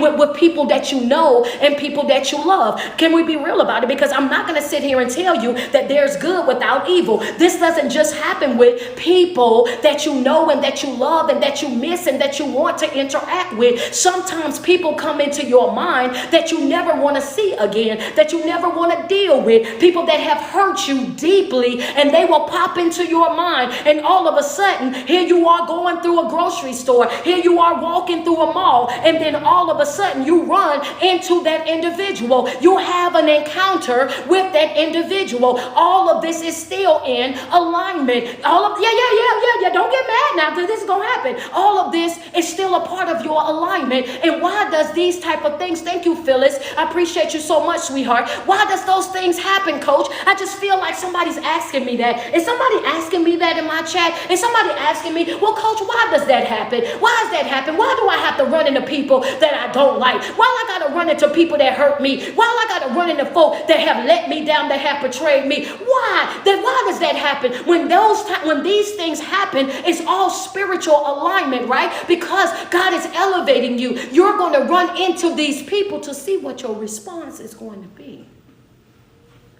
There you go. You're running into these people to see what your response is going to be. You're running into these individuals to see what your response is going to be. Yeah. Come on, talk to me nice. We're talking spiritual. We're talking about what happens in the spiritual realm. If you easily spook, this ain't gonna be the conversation for you, right? If you one of them Thomas-like people, you gotta touch it. It has to be tangible for you. These next couple of weeks, these conversations not gonna be for you, because these are spiritual realm type of conversations. I'm talking about what happens behind the scenes after you have started operating with Christ conscious and you're experiencing, you know what I'm saying, the exposure, the isolation, and the awakening, things that happens to you behind the scene. Everybody kept asking me to teach spiritual warfare. So now we are here. I don't want to hear no whining and crying, right? I don't want to hear no whining and crying. Y'all asked for this. Y'all asked me to go and do all of this. So here we are, right? All of this is also a part of your growth, healing, development. You're going to run into those people because God wants to see what your response is going to be. A natural response for a person who have been hurt by anybody is what? Is fight or flight, right? Your normal body responds to your body. Your body will start to warm up. Your breath, you will start to lose breath. You're looking for a paper bag. You start to have a panic attack. Why? Because your body have just entered fight or flight. And what does that mean? That means that your body is alerting its mind to say that we are in danger. We are in danger. We don't know what we're going to have to do in this moment, but you better go ahead and get prepared for it, right? This is what happens when you are acting in your natural. In the spiritual realm, when things are happening in your life and you run into these people, right? Now it's going to say, oh, is your body going into fight or flight? Or are you as cool as a cucumber? When you run into those people, did you get flustered? Did you get baffled? Did you get all over the place? Did you become instantly angry? Understand me? Because if you experience fight or flight when you encounter these people, if you became instantly bothered or angry, then there's some healing that still needs to take place in that area, right? That's God's alerting you, making you aware of the fact that you still have some growing that you need to do, some healing that needs to take place, because that thing still have its hooks inside of you. Understand me? Hey. I'm just being real. I know as much as you like, I ain't got no power over me. It don't make me feel no way. No, it don't make you feel no way because it's not around you. And just because it's not around you and you're not dealing with it does not mean that you have been healed from it. It just means that nothing has happened to trigger that, right? This just means that you haven't experienced them. They haven't been around you. You haven't talked to them. So that means that nothing has happened to trigger you. You don't know that you've been healed until that thing is back around you and you're dealing with it and your response is no longer the same. Okay? That is telltale signs of I'm healed from it. It no longer has the power that it used to have over me. Okay, so now when you encounter those people, if that's what your response is, that's God making you aware of the fact that there's healing. But if you encounter these people, right, and you have this experience and you notice that you spoke, You went right on about your business. You kept right on shopping. You never had even a conversation about it. Matter of fact, they went and told people that they saw you. You never even thought no more about it to even tell the people that you had even saw them. Hello, somebody, you didn't talk these folks' head off the whole time that you was going through what you was going through, and you didn't cried and you didn't miss meals and you didn't slide down your walls and the walls in their house too. And now that you didn't grown out over it, got over it, healed from it, moved on with your life, now you done ran into the person. You don't even go back and tell the people that you had even seen them for, because that happened and you went on about your day like ain't nothing ever happened. You ain't thought no more about it. You done ate good, slept good, went and took a hot bath and read your scripture, and did your meditation over there focusing on your life. You ain't thought nothing about them folk. Hello, somebody, that's when you, come on, coach, wait a minute. That's when you know, baby, I don't even think about you. You don't even cross my mind in that type of way. You don't even linger inside of my mind for me to tell nobody that I saw you, that I ran into you, that I spoke to you. It wasn't even that big of a deal to me. Understand me? But they go and tell the person. And when they go and tell the person called you and he's like, hey, why you ain't tell me that you had talked to such and such? Why you ain't tell me you? Girl, I ain't thought no more about that. That's how you know you heal from it. Hey, come on. And you thought you was just saying that for no reason. Look at you growing and ain't even know it. People that had that experience and ain't thought no more about it. Everything that you do is spiritual. Even the things that you're not aware of. Everything that you do is spiritual. And you're not even aware of some of the things that you do that are very much spiritually driven. Because we haven't been taught things on this level, right? Everything that you do is spiritual. Thank you so much. You don't even realize it. You didn't give it any energy because it no longer has power over you. It no longer has control over you. You're so disconnected from that thing that it don't even bother you like how it used to. But when you're having that deja vu, or what we feel like that deja vu feeling, right? It's just God's way of alerting us, making us aware of a situation before that situation actually happens. So our deja vu is our spiritual awareness that's kicking in, that's letting us know what we need to know for the future encounters. If it's tight, but it's right. If it's tight, but it's right, and I'm giving you what you need right now. It's 9:37. I want you guys to double tap on that screen. Can we go ahead and send me some love? Thank you so much. Is it Thick Sweet 323? Thank you so much. If I'm giving you what you need and you like, oh man, this was eye-opening, and I'm so glad you went back over them notes.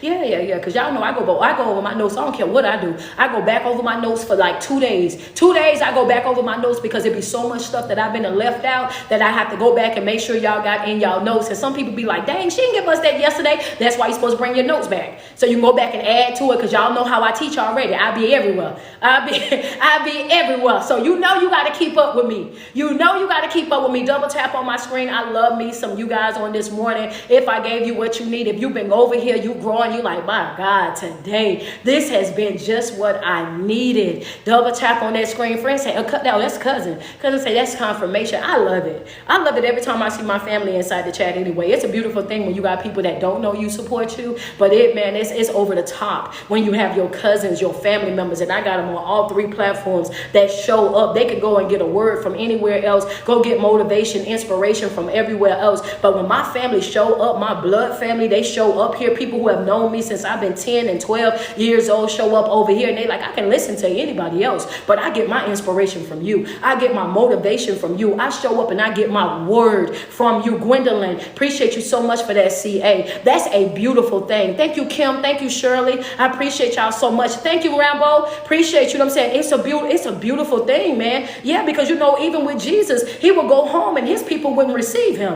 You know what I'm saying? They saw him as a carpenter's son. Do you know how beautiful it is for me? You know what I'm saying? Somebody coming from where I came from, the life that I had to live as a child, to now have my cousins and my aunties, even my aunt, you know what I'm saying? My aunt and my aunt who raised me as her daughter, for them to listen to me, to gain guidance and advice and, you know what I'm saying, revelation and whatnot through me. That's a beautiful thing, man. It really is. It's a beautiful, man, it's mind-blowing. I got some people that follow and support my content that are like twice my age, and you would not even believe it. And they love them some me. I go to these events, they in there, they got their walkers.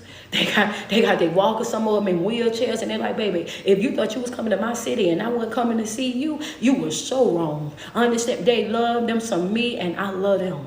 I love them. They like, man, you just, and it's a beautiful thing when you hear them say, you taught me that I wasn't too old to learn. You taught me that I wasn't too old to actually unlearn what I thought that I knew so that I can enjoy the remaining portion of my life. You know what I'm saying? That now I don't have to deal with that. I don't have to put up with that. You know what I'm saying? Been doing this and doing that my whole life and just listening and now seeing things differently. I'd rather have a nurse come in here and take care of me than for me to keep giving to ungrateful children or begging family members to come and do what these people can come and do. And they come in here and they out my way. They come and set my phone up and my iPad up or whatnot so I can listen to you while they cleaning and getting stuff together in my house. And I am A-okay. I'm over here in peace. And and it's a beautiful thing to give people back their life.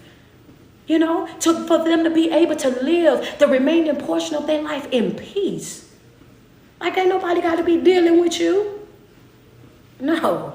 Y'all, number 5. I'm going to get into number 5 though. Number 5 is your relationships begin to shift. The 5th is going to be A, B. We got A, B, C, D. And now y'all in E. E inside of your nose. E inside of your nose is going to be your relationships began to shift. As you're in that awakening, thank you so much, Cook by Nature. I appreciate that, CA love. Thank you, sis. Your relationships begin to shift. You'll be like, dang, we used to talk every day. Now we talk every now and again. You feel me? As you're going through a spiritual awakening, your number I'm talking about number E. Letter E is going to be your relationships start to shift. You don't see people the way that you used to see them. All of a sudden, it's different for you. Right? We used to talk every day, used to hang out every day, used to go to Miami, you know what I'm saying? Used to go to brunch, used to take all our out-of-town trips together, used to do this and used to do that. And then all of a sudden, as you're going through your spiritual awakening, y'all stop talking. And it's not because something happened. Y'all ain't had no fallouts. Y'all ain't had no bad words exchanged. Y'all ain't had no type of drama. You just simply stop talking. People ask you about him, like, I don't know, I ain't talked to him in a while. You didn't even notice, honestly, that you hadn't talked to him in a while. D was you will start to experience deja vu. You will start to experience deja vu is D, letter D. And E is your relationships began to shift. You don't even realize that y'all are not talking the way that you used to talk. And the reason why you don't realize, watch this right here. And the reason why you don't realize that y'all don't talk the way that you used to talk, because that's not your focus anymore. You don't even realize that y'all not talking and hanging out the way that y'all used to talk and hang out. You're not realizing that because that's not your focus anymore, right?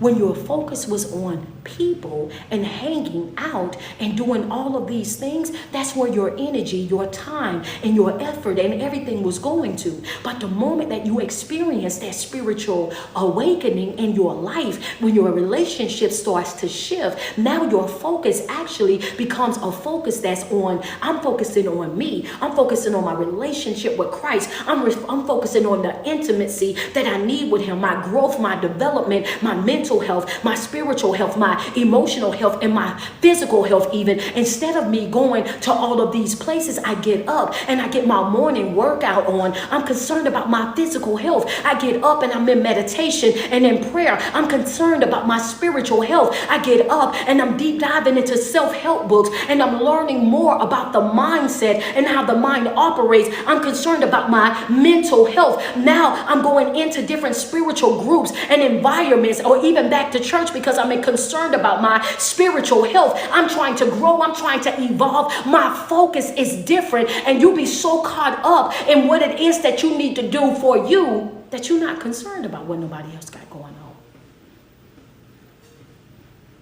And it's not that I don't love you.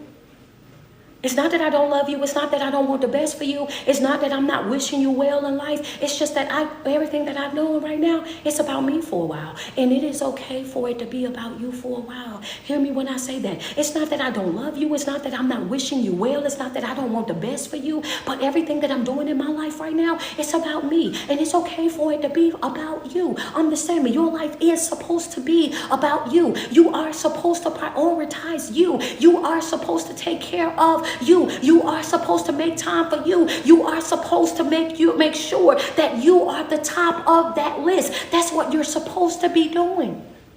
Anybody say that, oh, this ain't all about you? Why is it not? Your life ain't all about me. But my life is most definitely all about me, because I can't be all about nobody else. Understand me, the only person that I'm truly responsible for is me. Once my children become of a certain age, they are now responsible for themselves. I'm no longer even responsible for them. What you mean? What you mean? The only person that I'm responsible for is me. Certainly. It is. I'm responsible for me. You're responsible for you. Your relationships will begin to shift. There can be no doubt spiritual awakenings are transformative. There is no doubt, but spiritual awakenings are transformative. And the people in your life won't always be able to appreciate that. The number 5 or E is your relationships will begin to shift, and seeing the shift in your relationships is a telltale sign that what spiritual awakenings are in fact transformative. Right? They are transformative, that you are no longer doing what you used to do because of that transformation that's happening inside of your life. There will be some people that are not going to be supportive of that spiritual transformation. They're not going to be supportive of it because it changes the dynamic of the relationship. It changes the way you show up in that relationship. It changes the availability that you had for that relationship. It changes the amount of time that you dealt with them in that relationship. And now all of a sudden, the person that was always available, that always came through, that was always doing, and making all of these sacrifices is now the person that's saying that I'm fasting from people from a while. I'm stepping back from people for a while. I'm taking some time for myself for a while. I'm saying no for a while. Now all of a sudden, everybody got beef with you because you're no longer available for them the way that you used to be available for them. Now everybody got a problem with you. They got issues with you because you're the person that always came through, and now you're not coming through like how they're used to you coming through. So now you acting funny, you acting different, you treating people all kind of with your ways. No, I'm not acting funny, I'm not acting different, I'm taking care of me.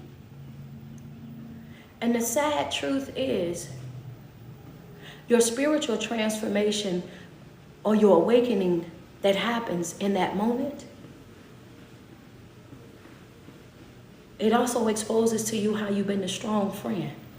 And because you've been the strong friend, the one that everybody came to, that everybody relied on, that everybody knew was going to come through, because you've been the strong friend, you've been the strong aunt, you've been the strong sister, you've been the strong this and the strong that, even a strong employee, that you would show up before everybody else and do it before everybody else. You would do all these things. And because you have been that strong person for so long, when you go through that spiritual awakening, it also exposes to you the fact that nobody ever thinks to check on you. Nobody ever thinks that to reach out to see if you're okay mentally, physically, emotionally. They never check on you in any type of way, shape, or form, because they're so used to you always having it all the way together. And you notice this because when you go through a spiritual transformation, right, and you step back for a while, you notice how they don't call you until they notice that you didn't come through for them. They don't reach out. Come on, coach, wait a minute. They don't call you until they realize how you didn't come through for them. They don't call you until they see that you did not show up for them. They don't call you until they notice that you were not there for them to lay their head on your shoulder. They don't call you to check on you. They call you to clock your tea for you not being there for them.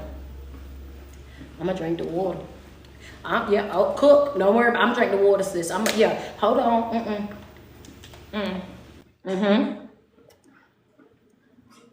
Oh, yeah. Oh, yeah.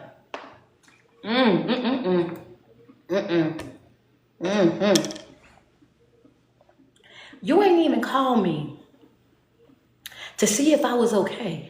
You didn't call me to see if I needed anything. You didn't call me to see if I was going through it. The only reason why we're having conversation right now is because you had something that I did not attend, because you was going through something and I wasn't there, because you had an experience that you, friends, I need some water too. I'm trying to tell you, Cook, I got 2 bottles over here. I knew I was going to be messy. I already knew I was going to be messy when I got here, sis. So I made sure I got 2 bottles and check me out. I showed up with 2 bottles today because I already knew the level of messiness. When it was laid on my spirit, I was going back through them notes from yesterday because I left stuff out. I said, oh Lord, let me bring 2 bottles of water because guaranteed I'm going to be messy. So I just went ahead and bought the water in advance just to prepare me for what I knew I was going to do, right? So you're not even calling me because you're trying to check up on me. You calling me because I did not come through for you.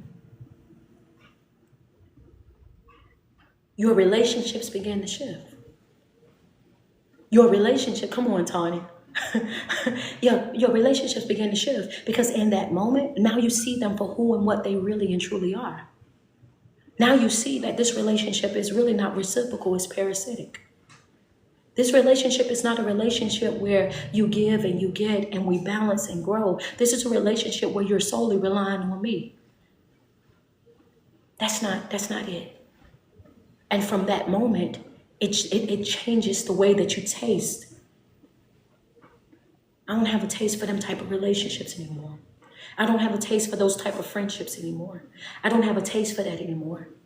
Same thing when it comes down to your job. It's like, dang, I'm here every day before everybody. I leave after everybody. I've never been rolled up, never had no type of issues. I here on this job, then did this and did that. And the moment that I'm not here because I had some stuff going on in my life and I needed to take some time off. Y'all, this how y'all do? Y'all already looking for a replacement? Now y'all already here. Y'all, wait a minute. Y'all already here. I here doing this and that. Whoa, I come back? And this how you got to come back? After I done already been through all of that outside of here as to this is the reason why I took time off because I had stuff going on over here. Then I come back in here and I'm like, I'm hanging on by a thread. How can I be hanging on by a thread when I've been here all this time doing this and doing that, going outside my way? And now it's like I then took some time off, then went on a vacation that was a paid vacation. I come back and I'm hanging on by a thread. How can that be? Because this is the reason why I tell you work harder on yourself than you do anybody's job. You can't fire you from you. I ain't putting nobody over me. No, ma'am, no, sir. I'm not putting nobody over me because that's how folks carry on. The relationship changed. There's a shift in it. This is how we see the telltale signs that this is a spiritual awakening and we realize that this thing is very transformative. It starts to change things, how you see things, how you feel about things right there before your eyes. You may feel like your loved ones don't understand you anymore because you are changing. So you'll begin to feel like people around you, they don't understand you anymore, that they don't get it anymore. Some of them won't get it. Some of them won't respect it. Some of them won't accept it. But that's what Jesus speaks about when he says some's going to accept, some's going to reject. But you just have to dust that off your feet. The people that genuinely love you, that support you, that want to see you grow, that want to see you develop and live up to your fullest potential, those ones, they're going to see your growth and your development, and they're going to encourage you along the way. They're going to motivate you. They're going to hold you accountable themselves. Don't you supposed to be in prayer? Don't you have class tonight? Don't you supposed to be in church by now? Don't you supposed to have meditation? People that know you and love you, that want to see you do well, that want to see you grow, that want to see you evolve, that want to see you live your very best life, they're going to be holding you accountable. They're going to be calling you, hey, why you ain't doing this no more? Why you ain't doing that no more? You need to get back into this and get back into into that, you losing yourself again. They're going to be on you. And sometimes you're going to feel like they nagging you. Sometimes you're going to feel like they doing too much. You always on me about this because I care. Because I want to see you do well. Because I want to see you succeed. Because I see the potential that's all on you and in you if you actually activate it. I ain't going to worry your nerve. I ain't going to do too much. But I'm just telling you to stop playing with yourself. Because I don't want you to think that I did not see you growing and evolving. This is what people are going to do that genuinely love you. They're going to reach out to you. They're going to check on you. They're going to make sure that you're okay. Not to try to run your life or try to control you, but because they want to see you doing well. And you have to identify those folks because you're going to have them other folks in your life as well. The ones that don't care whether you get it or not. Don't care whether you grow or not. Don't care whether you evolve or not. Matter of fact, they prefer you to be broken. They prefer you to have low self-esteem. They prefer you to not know your worth. They prefer you not to know whether you're coming or going. They prefer you to stay in that type of state. Why? Because as long as you stay down bad like that, then that means that I can control you, that I can tell you what to do, that I can run all over you, that I can devalue you, that I can use your gifts and your talents, that I can walk you like a dog. I would prefer you to stay down bad like that because as long as you down bad like that, it benefits me. You're going to run into them folk. You're going to run. Friends, let me drink some water, God, dog. You're going to run in, you're going to run into them type of folk. They're going to be so skillful. Let me tell you something before you drink your water, cook. How about this part right here? Let me tell you this right here. You got some folk that's so skilled. Let me drink my water before I say it too, because they're going to get you. Hold on.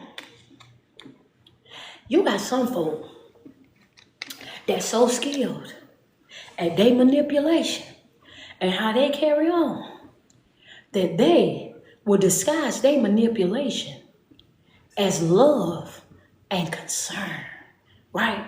And it'll be as fake as all get out. They'll be looking you in your face and giving you excuses for why you should stay down bad. They will be looking at you directly square in your face and they'll be telling you, well, I understand if you don't want to go. You know, sometimes you just need to sit it out. And oh yeah, well, I get it. And if I was you, I'd do the same thing too. If they will be giving you reasons of why you should continue to sit and soak in that environment. Oh, I get it. Oh, I understand. And it make all the sense in the world, baby. The devil is a lie. You ain't a real sister until you tell your sister the truth, until you tell your brother the truth. You ain't a real friend until you tell your friend the truth. I don't care what it is that you're going through. Don't you let nothing separate you from what keeps you on your feet. If God keeps you on your feet, don't let nothing separate you from that. If you got a place that you can go where you can receive the right level of prayer, and not just prayer, but worship, where you get the right type of information that keeps you filled, that keeps you on your feet, that keeps you on the go, even when it feels like your life is falling apart. You disconnect from everything else, but don't you disconnect from that. Don't you get away from what holds you together.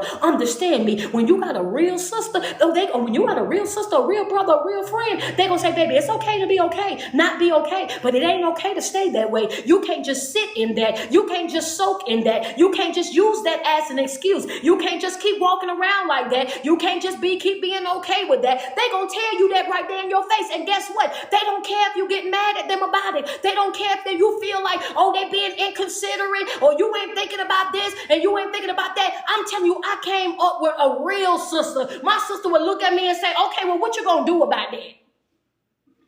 I heard what you said. And yes, it's bad. But what you gonna do about that?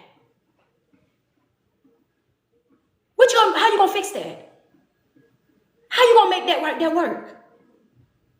Because sitting and soaking ain't gonna do it. Some folk will use manipulation and disguise it with love and fake concern. You have to have that spirit of discernment. To be able to see right through that. I appreciate it, but nah, I'm going to get up and go anyway. I appreciate it, but nah, I'm going to stay busy. I appreciate it, but yeah, I can't afford to just sit right here and just do nothing. I'm going to go in here and I'm going to pray anyway. I don't feel like praying, but I'm going to pray anyway. I don't feel like studying, but I'm going to study anyway. I don't feel like meditating, but I'm going to meditate anyway. I don't feel like going to class. I'm going to go to class anyway. I don't feel like sitting here and doing this doggone homework, but I'm going to do it anyway, because I guarantee you one thing's for sure, two things for certain. You might not want to pray. You might not want to do your homework assignment. You might not want to meditate. You might not want to show up to devotion. You might not want to show up to morning walk and worship. And you might get so angry and frustrated with life that you feel like, I'm not doing nothing. I'm just going to sit everything out. I'm going to take a break from everything and everybody. And I'm just going to do this and I'm just going to do that. And you can very well much go do all of that. But I want you to know something, that the only person that hurts is you. The only person the only person that gets damaged from that is you. The only person that missed what's happening in that is you. Just you. Nobody else is affected by that. Listen, nobody else is affected by that. You are self-sabotaging all on your own. That right there is going to be you. But when you show up and say that even though I feel away and I got all hell breaking loose in my life and I'm dealing with this and I'm dealing with that, but I'm going to show up and I'm going to do this and I'm going to do that, 99.8% of the time you do what? You walk away, and the thing that's in the top part of your mind is, I'm so glad I showed up at prayer. I'm so glad I was in devotion. I'm so glad I made myself get up and go and be intentional and get my notes. And now I walked in there, and what happened? God had a word for me. I walked right up in there, didn't want to be here, and I'm glad that I showed up, because as soon as I showed up, it's a word just for me. I needed everything that was said. I needed the scripture that they dropped. I needed the notes that came out. Everything that happened in that moment, I felt like it was all about me. It was all for me. I felt like God was speaking directly to me. That's what I was experiencing, and I wasn't even coming. This is why you do it when you don't feel like it. You do it when you're not in the mood. You do it when you even don't want to. Be intentional. Be intentional. Be so intentional about your growth and your development that even when I don't even want to do this, but I'm going to do it anyway. Why? Because I know the consequences of me not doing it. I don't want to miss nothing. Be so nosy about that word that you show up for that word. You know what I'm saying? So nosy about it. You know what I'm saying? If you're going to be a monitoring spirit about anything, be a monitoring spirit about that. I want to come and see what they're going to talk about today. I'm coming because I want to see what the conversation going to be about today. I want to see the scripture they're going to drop today. I want to know what they're going to be. Yeah. Just that's it. That's it. But if you want to be nosy about anything, be nosy about that word. Come jump in and get that word every day, right? Number six, or this would be F. Number 6, you feel spirituality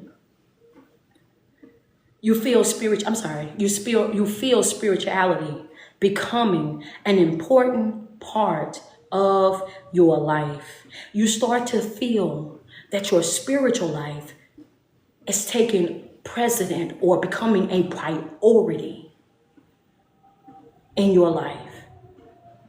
All of a sudden, it's something that you do, and you do it before everything.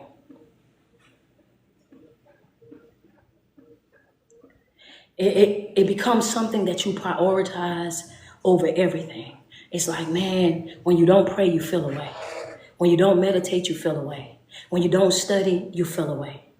When you're going through that spiritual awakening, you are into a part of your life where you feel that urge, that tug, like I gotta have it.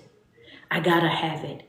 And you start to see your spiritual life or your spiritual relationship with the same level of importance that you see your physical relationship. See, when you have a physical relationship, you call that person bae, which is before everybody, right? You call them bae and you prioritize them. If you on the phone with somebody and they call, you would tell a person that you're on the phone with, I'm going to call you right back, this so-and-so. And they don't argue with you because they know that that's bae. And they know that you're going to talk to them and find out what's going on with them before you sit on the phone and continue to have that conversation. Why? Because that's bae. You don't care what's going on. Let me see what they want real quick. Even if you're going to click over and see what they want real quick and then click back over. But let me let them know that I see them calling calling me and I'm busy right now, but I'm going to call them right back right after that. Why? Because you value that person and you don't want that person to be worried right now, but I'm going to call them right back right after that. Why? Because you value that person and you don't want that person to be worried.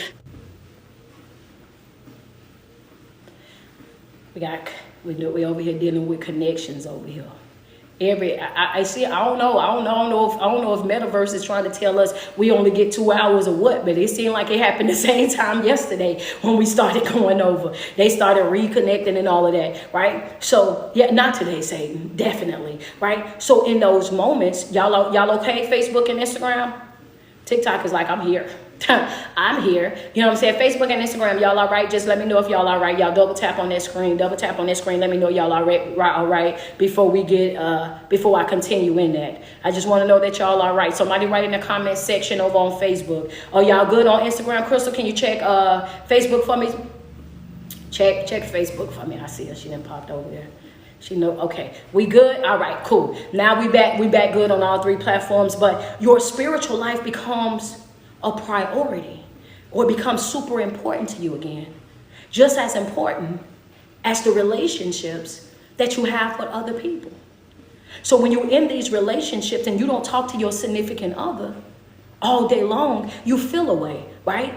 That's how it becomes with Christ. It's like, man, I ain't talked to God all day. I ain't read my scripture for the day. I ain't been in devotion today. You know what I'm saying? I need to make sure that I get this in. It's something that you have to get every day. It becomes a priority. It becomes something that you absolutely need in your life. Like, nah, I can't go days without this. I got to pray every morning. I got to meditate every morning. I got to get my scripture of the day every morning. It becomes a priority in your life. And when you don't do it, you start to feel that feeling of being off balance and somewhat guilty, right? You start to feel that feeling of guilt, and that's just your spirit of discernment correcting you, saying, hey, look, you need to get in alignment. You need to get over here and get in prayer. You need to get over here and do what you need to do, right? It's holding you accountable. That's one of the things that happen. It says it will be hard to ignore the call from, it'll be hard to ignore the call from your spiritual side.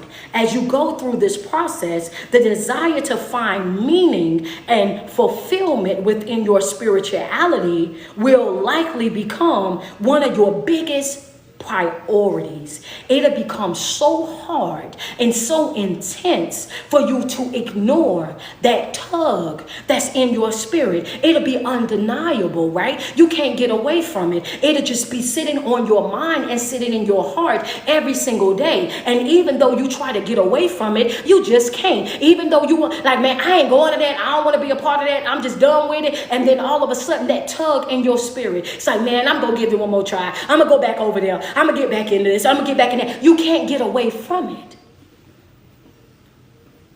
You can't get away from it.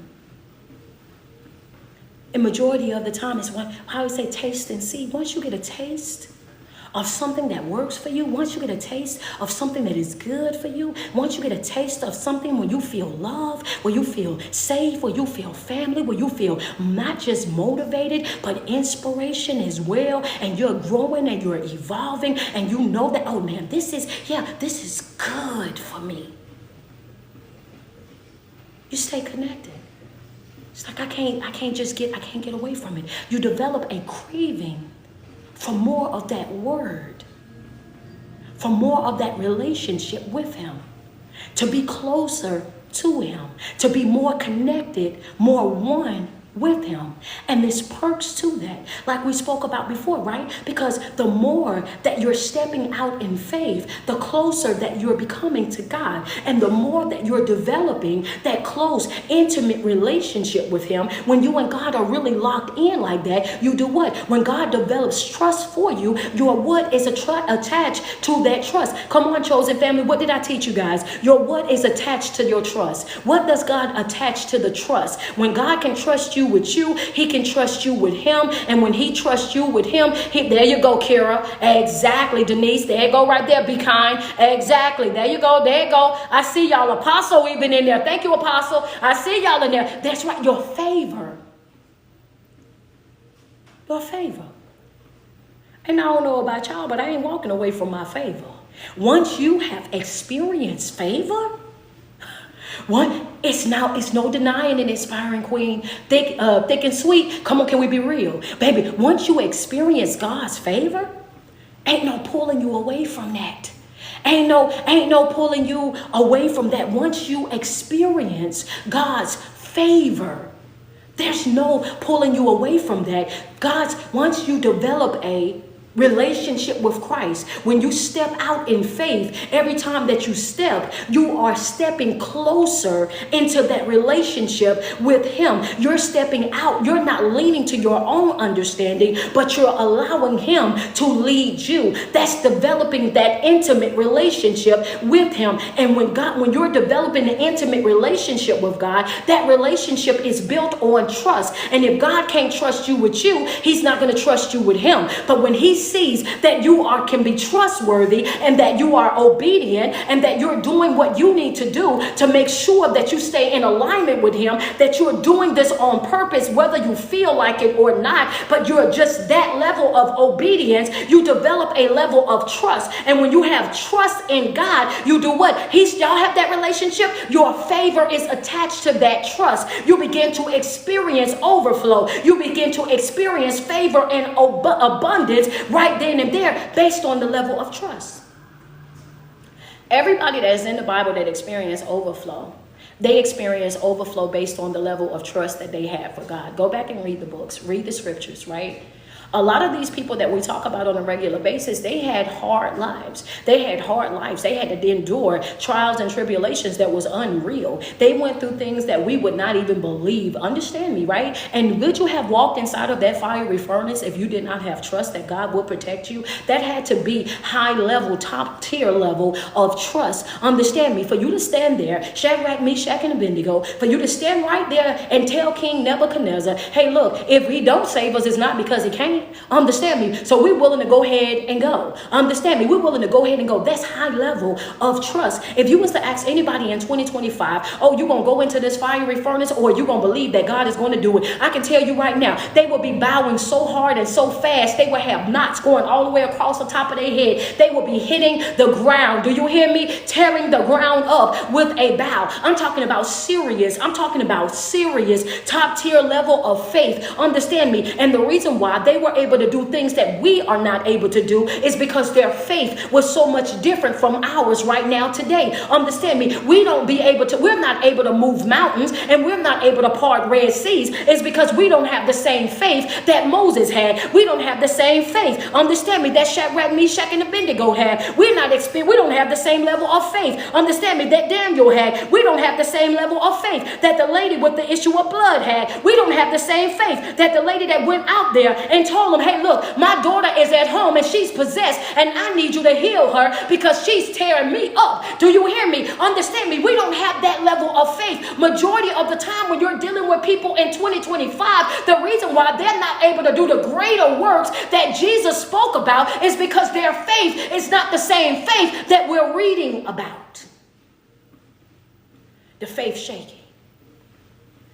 The faith real fatigue. It's real shaky. It's real fatigue. They ain't giving.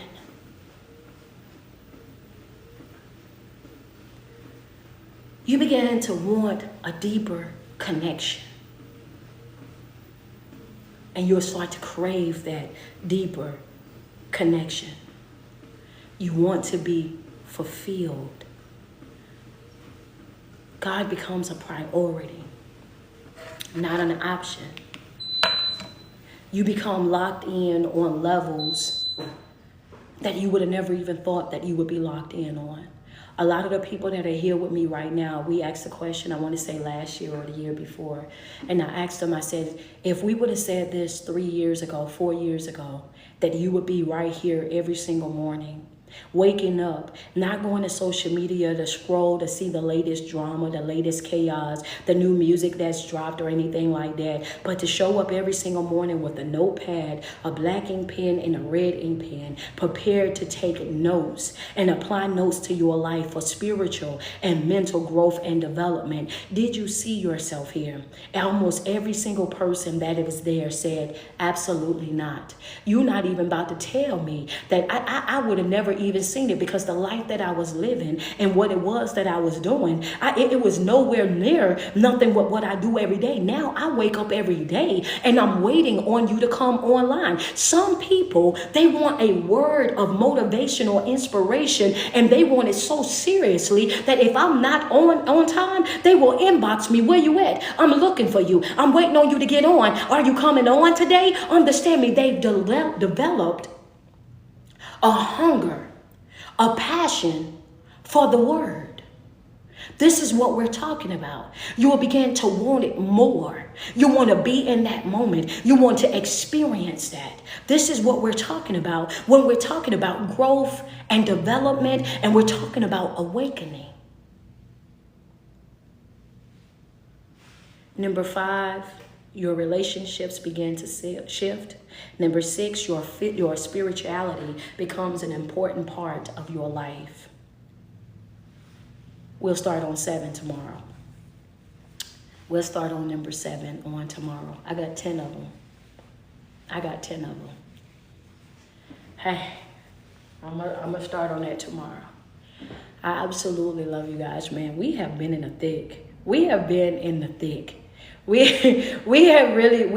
been in the thick. I'm telling you, if this word has blessed your soul, if you got what you need this morning, if you walking away from here and you like, yo, my God, I am full. And a lot of these things are things that I've been experiencing, things that I've been dealing with. And I'm like, yo, I needed to hear that on today. If I blessed your soul, if I motivated you, if I gave you inspiration or even confirmation and even correction on today for your own life, double tap on that screen and send me some love on all 3 platforms. That's Facebook, TikTok, and Instagram. We live on all 3 on this morning. I absolutely love you guys. Every single day that you wake up and you put 10 toes to the ground, I want you to sweat yourself. I want you to tell yourself how beautiful you are and how much you love you, because there's no love like self-love. And you first have got to love yourself way before you're able to love anybody else. Of course, it's your favorite online motivational speaker and life coach. It's your girl, Street Poet. I love you guys so much, man. I want you to know the end of this month. That's right, the end of this month, your speaker, man, your favorite speaker, your online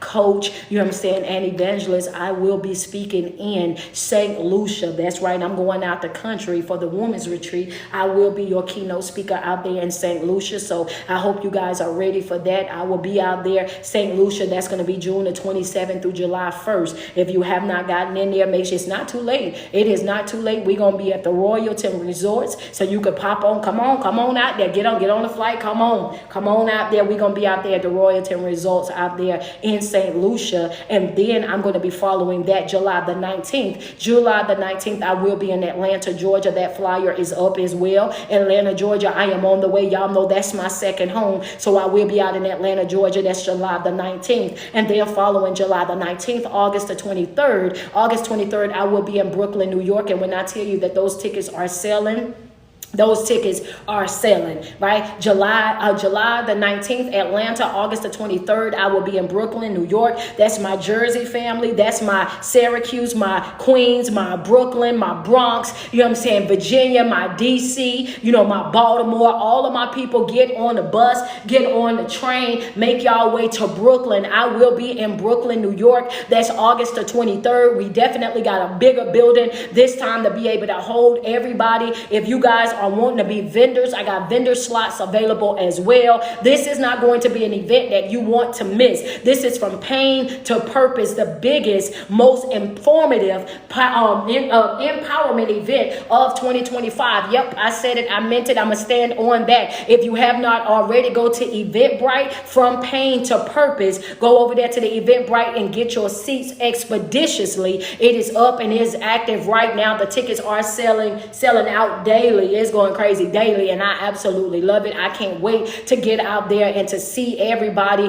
We will have food. Thank you so much, Kayla Messer. I appreciate that CA from you this morning. Thank you so much for that blessing. I want you guys to know we will have food following that as well, because I believe in fellowshipping. We're going to feed that spirit and we're going to feed that belly. We're going to have the vendors that's going to be out there. We got a sound bowl presentation by Latifah Way or Latifah Sense, right? She's going to be out there doing her thing as well. We will have a full meet and greet, and it will not be an extra cost for that meet and greet. You will get pictures and whatnot with each and every one of the speakers that's going to be out there. There's not a fee for that either. There's not a fee for the vendor table. We're not doing all of that.